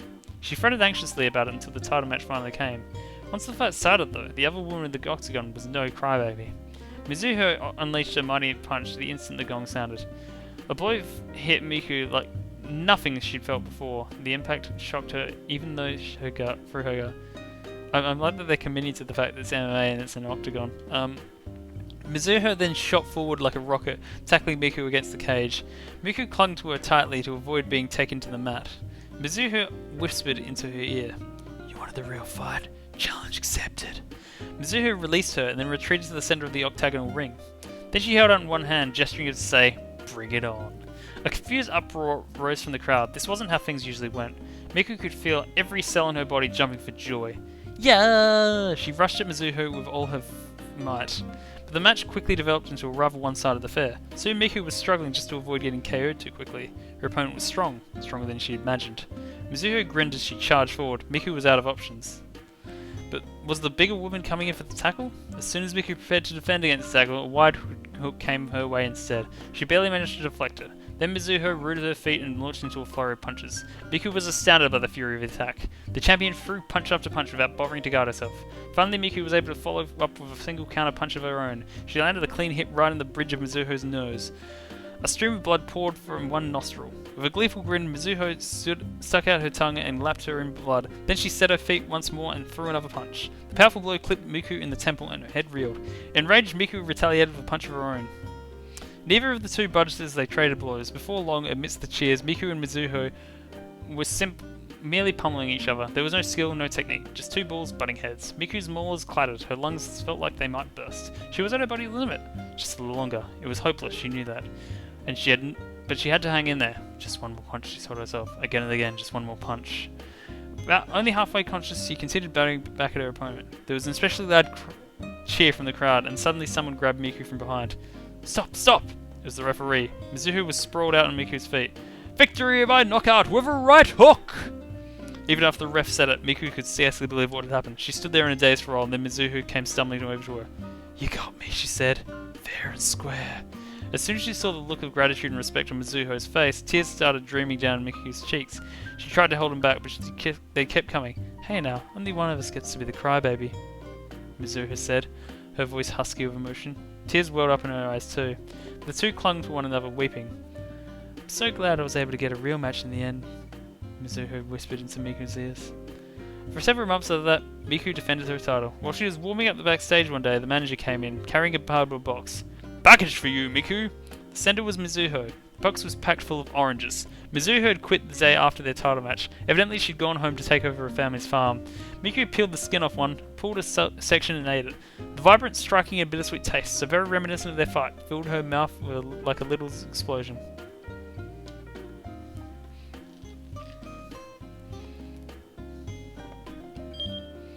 Did you enjoy our tale of femme fatales forging a friendship through fighting? Well then, put up your dukes because we've got some new info for you. In Minoru Kawa's story in the 1600 time block, Minoru Kawa takes a taxi to Heaven Publishing. He passes some strange looking writing on the road. Maybe take a closer look. Keep your eyes peeled and we'll see you next time.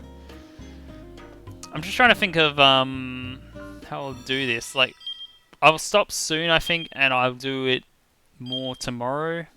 I feel like I'll get to the end of this quiz section and... like, shit! I should know this answer, shouldn't I? But I don't. Like, let me have a look. 1, 2, 3, 4, 5, 6, 7, 8, 9. So I've done 10 of these.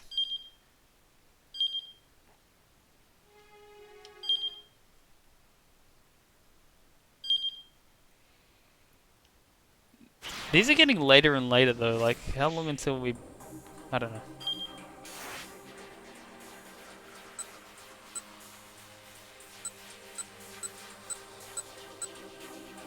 Wait, 1600, sorry.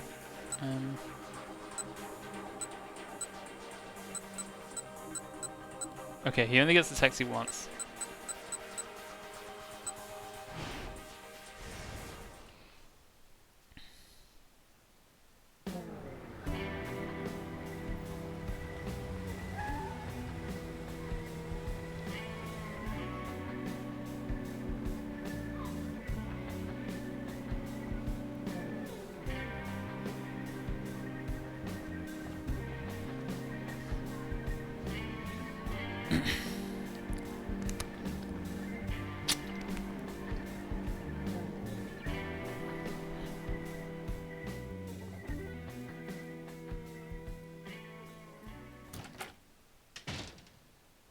Oh shit, I do want to go back, don't I?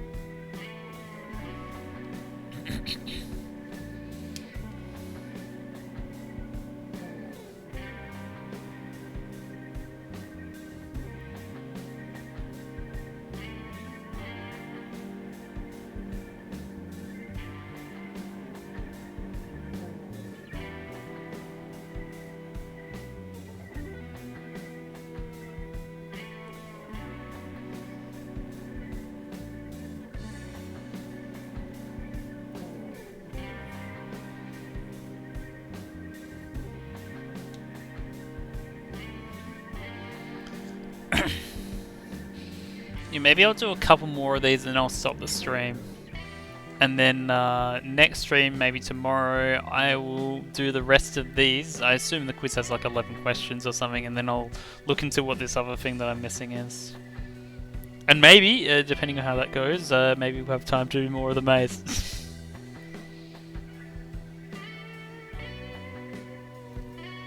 Hmm.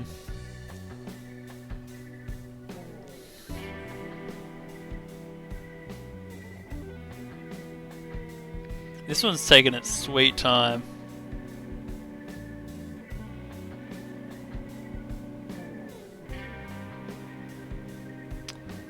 And you have fun with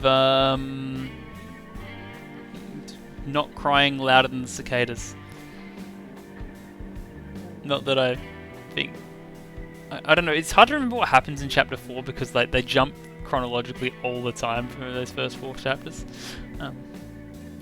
Oh, I mean, you know that you... I mean, I don't have a bot, but like you know it says literally how long the stream's been up.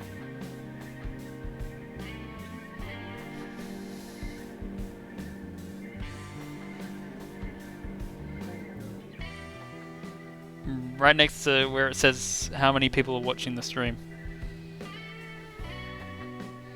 I feel like I could guess one of these codes just because they always seem to be a direction and B, but I don't know.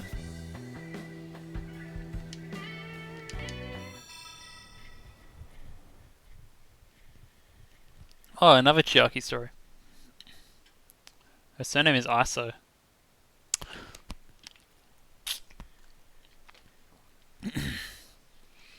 Underneath the dazzling, brightly lit sign was a staircase leading to the basement level entrance.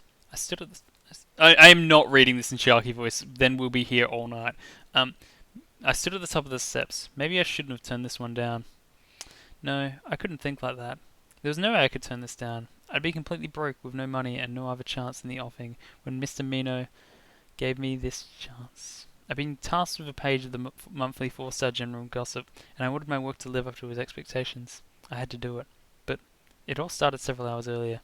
There's this new establishment that's popular with the middle-aged older folks, Mr. Mino said. I'd like you to go there and get an interview. I was a bit startled by the requests. It's popular with old guys. It's popular with old guys. Is this place somewhere risque? The core demographic of the gossip was older men. The readership was often baited with lewd articles. But if the place in question was a pawn shop or something similar, wouldn't it be better to send a man instead? No, Mr. Mino said.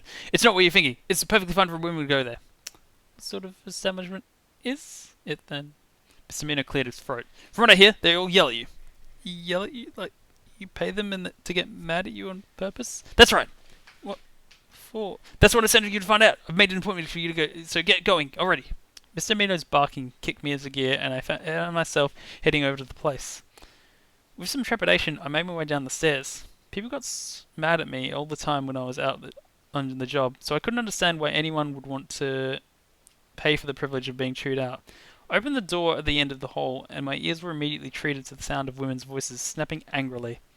I told the young man working as a host that I was there for an interview, and he led me there to a waiting room. There were female employees in there, glaring sharply at the waiting customers. Why are the people who work here so angry? I asked. Oh, that's a service we provide for free. The young host kept his voice low, but there was pride in his voice. Every so often, one of the women would click her tongue in disapproval. Every time he heard it, the older man alongside her would sheepishly cast his eyes down. I hadn't the foggiest idea why he seemed so happy. I was scared. No, more like weirded out. If I could have, I would have turned right around and left. But I needed the money, and more importantly, I owed it to Mr. Mino to get the material he wanted. Chiaki Iso, we're ready for you now. Iso, we're ready for you now, said the host. This way, please. Yes, of course. Thank you so much. My voice broke out as I gave my reply. Awkwardly, I shuffled out of the waiting room. A woman on the sofa glared at me, shaking her head and tisking 3 times. The private room was maybe 50 square feet. The floor was covered with tatami mats. Wait, 50 square feet. That's really small?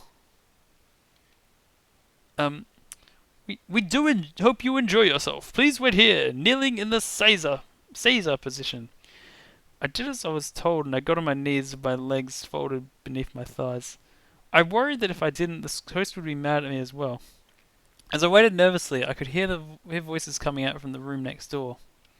An older man and a woman were speaking with animation. Oh, bless you. Are you really sorry, you miserable little ingrate?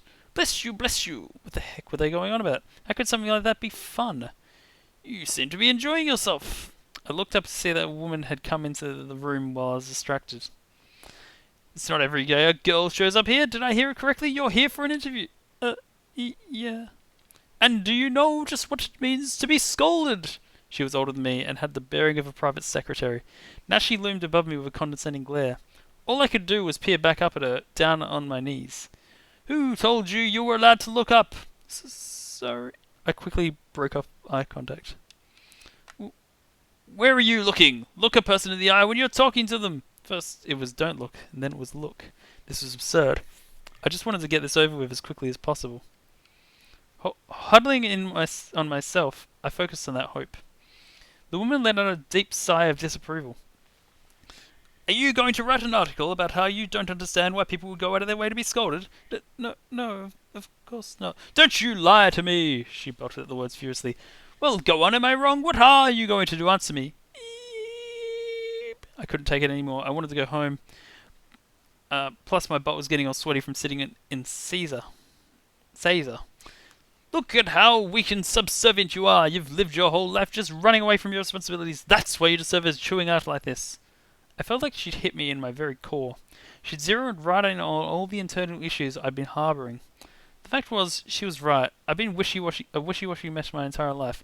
Back in elementary school, when my gym teacher told me he wasn't going to let me home until I was able to do a pull-up, I just clung to the metal bar and stared blankly out in the sunset. When I was talking high school entrance exams, there was one time when my train was running late for a test for school I most wanted to attend, and I just gave up and went home. I was the same now too. When I was broke and hungry, instead of trying to work, I'd just lie in bed and stare at the wall. I was hopeless. A hopeless excuse for a human being. No, that was going too easy on myself. I was a no-good, worthless, hopeless excuse for a human being. Before I knew it, tears were streaming down my cheeks. What's all this? You think it's okay to cry? People like you are the reason men got all worked up about women using tears as a weapon. Apologize on behalf of women everywhere right now. I'm sorry. My voice was choked by tears and ragged with raw emotion. Say it louder. Say it like you mean it. I'm sorry.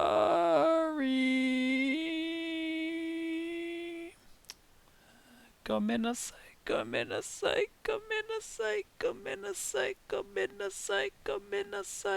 And that's when I noticed. A group of people had gathered by the doorway. A host who'd shown me around, the women who worked there, and even some of the older customers were all watching. I looked up and they broke into applause. Huh? I blurted, bewildered. Amazing! You really know how to take a scolding. Huh? What? I had no idea what was going on. Everyone just kept on clapping. Don't look away like that. No flattering yourself just because you're getting applause. Yes, ma'am. My audience let out a collective cry of awe at my mewling squeak, but the woman, seemingly unsatisfied, proceeded to scold me all the more harshly. In the end, I wound up getting chewed out for twice as long as would be usual. The club was kind enough to set that up for me. Really though, all I wanted was to get out of here and go home as soon as possible. Gee, Chucky, you're late. What have you been doing? As I came stumbling out of the club, I nearly ran into Mr. Mino waiting for me by the entrance. Evidently he'd come to get me when I didn't make it back at the appointed time. I apologized for not calling him and explained the situation. Thankfully, he believed me. So, how'd the interview go? It went great. I got a ton of applause. And so began another harsh chewing out as Mr. Mino demanded that I explain what the hell kind of interview I'd been doing.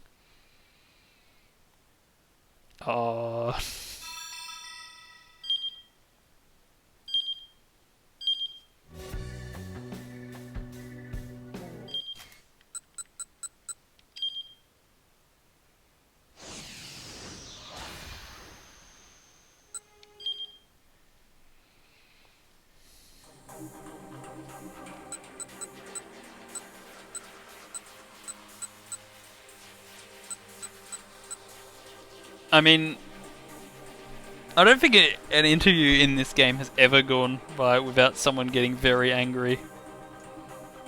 Or, I don't know.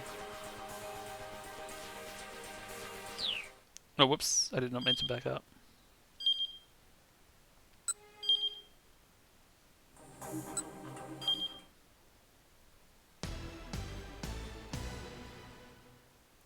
第6問 It wouldn't have to be...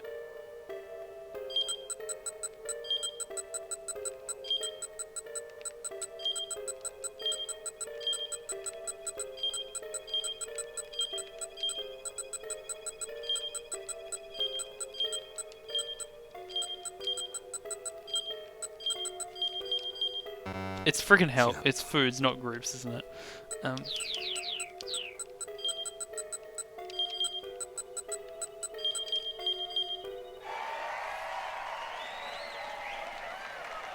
正解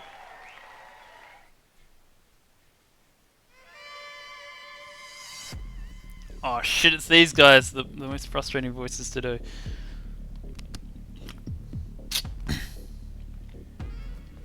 The day that Archie came back to SOS, the day when for the first time in a long while SOS became whole again.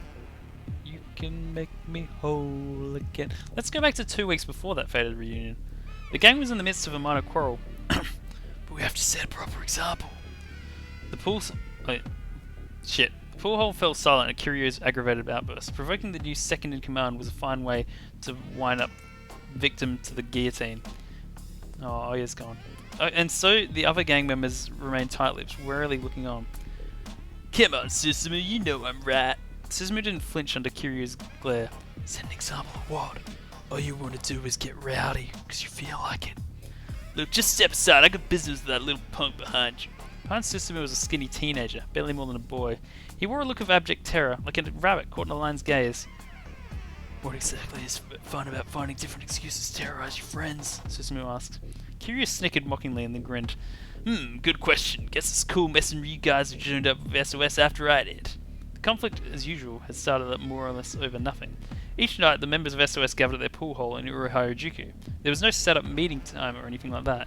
Around the time the place was teeming with other gang members, Kiryu would turn up, Susumu generally appeared shortly after. But today, the last person to show up had been the kid Susumu was currently shielding. As the young fellow quietly took a seat, Kiryu had suddenly blown his top. The hell do you think you're doing? The kid froze with fear at the ferocious shout, but his cringing demeanour only poured more fuel into the fire. Whoever shows up last gotta apologise, you know? As Kiryu reached for his favourite makeshift wooden cudgel, Susumu imposed himself. Susumu, you trying to tell me that SOS doesn't have proper pecking order? That's not what I'm trying to say. Susumu continued to stare Kiryu down. What's the matter? You don't understand anything anyway. Kiryu suddenly rolled up his right sleeve and sat down and set his elbow on the table, his right hand raised and open like a claw. Would have settled this with show of strength? A glimmer of challenge shone in Kiryu's eyes. You're on. Susumu sat down opposite him. Planting his own elbow on the table, he reached across and clasped hands with Kiryu. Kiryu squeezed back, as if threatening to crush Susumu's palm in his fingers. If I win, he said, you let me do what I want. Someone stepped up out of the crowd and to act as a referee. It was one of Kiryu's cronies. At once, the bar was gripped with excitement, as if a championship game were on the line. Waste that puck, Susumu! Come on, Susumu, you can do it! The leader had strong showing of support from the crowd. You got this, Kiryu! But the upstart's backing section wasn't exactly small either. Here, looks like we got him all worked up, Kiryu said. He picked up an empty beer bottle with his free hand and then smashed it against the edge of a table. Shards of broken glass littered the tabletop between their arms. This ought to make things more interesting. Yeah, I bet it will. The referee leaned in, giving the pair's tightly clasped hands a quick tap. Ready and go! The competitor's biceps bulged. Both men started to shudder visibly.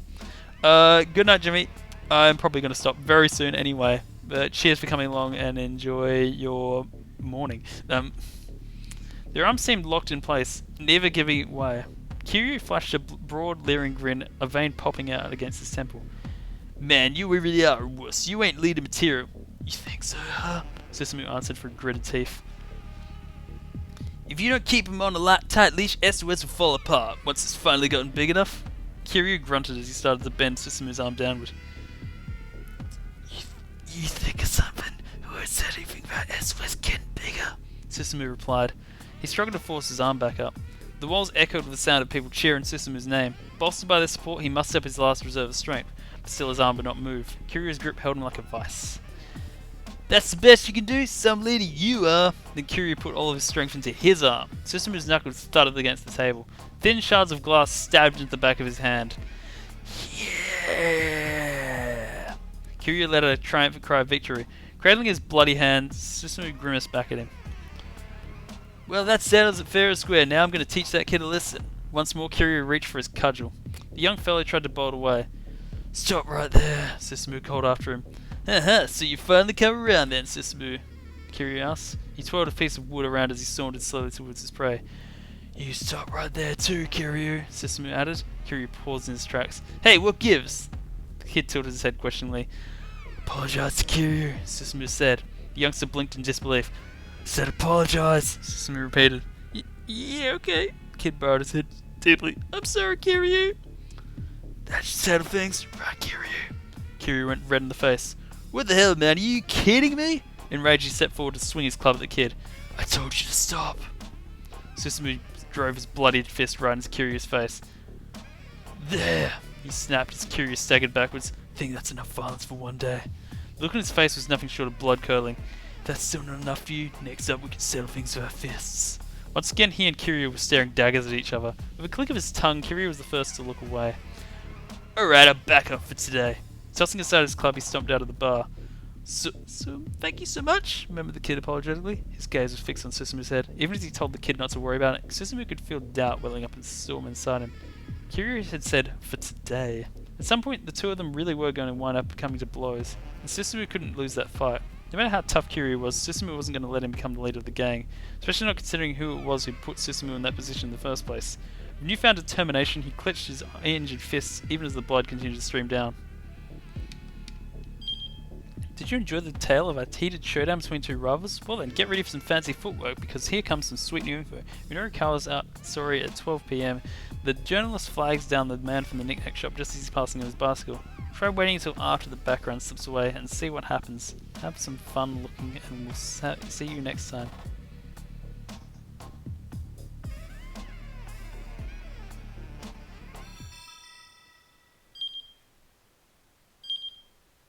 I'm not going to finish on this on the next stream, I feel like. 続いて第7問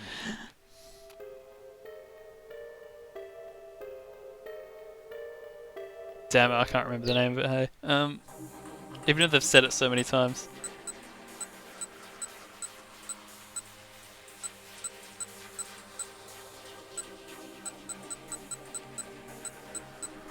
But I don't know, we'll see how I go with the next stream. These are fun though, I'm glad they're existing because it's fun to learn more about these characters. And there are quite a few characters in this game, as it's reminding me, that all have their own stories to tell. So yeah, I will probably stream this tomorrow. We'll see. But if you're here live or you are watching a VOD, thank you for coming by. I hope you've enjoyed yourself. And I hope you have a good day, night, afternoon, etc., etc., etc. And I'll see you next time. Bye.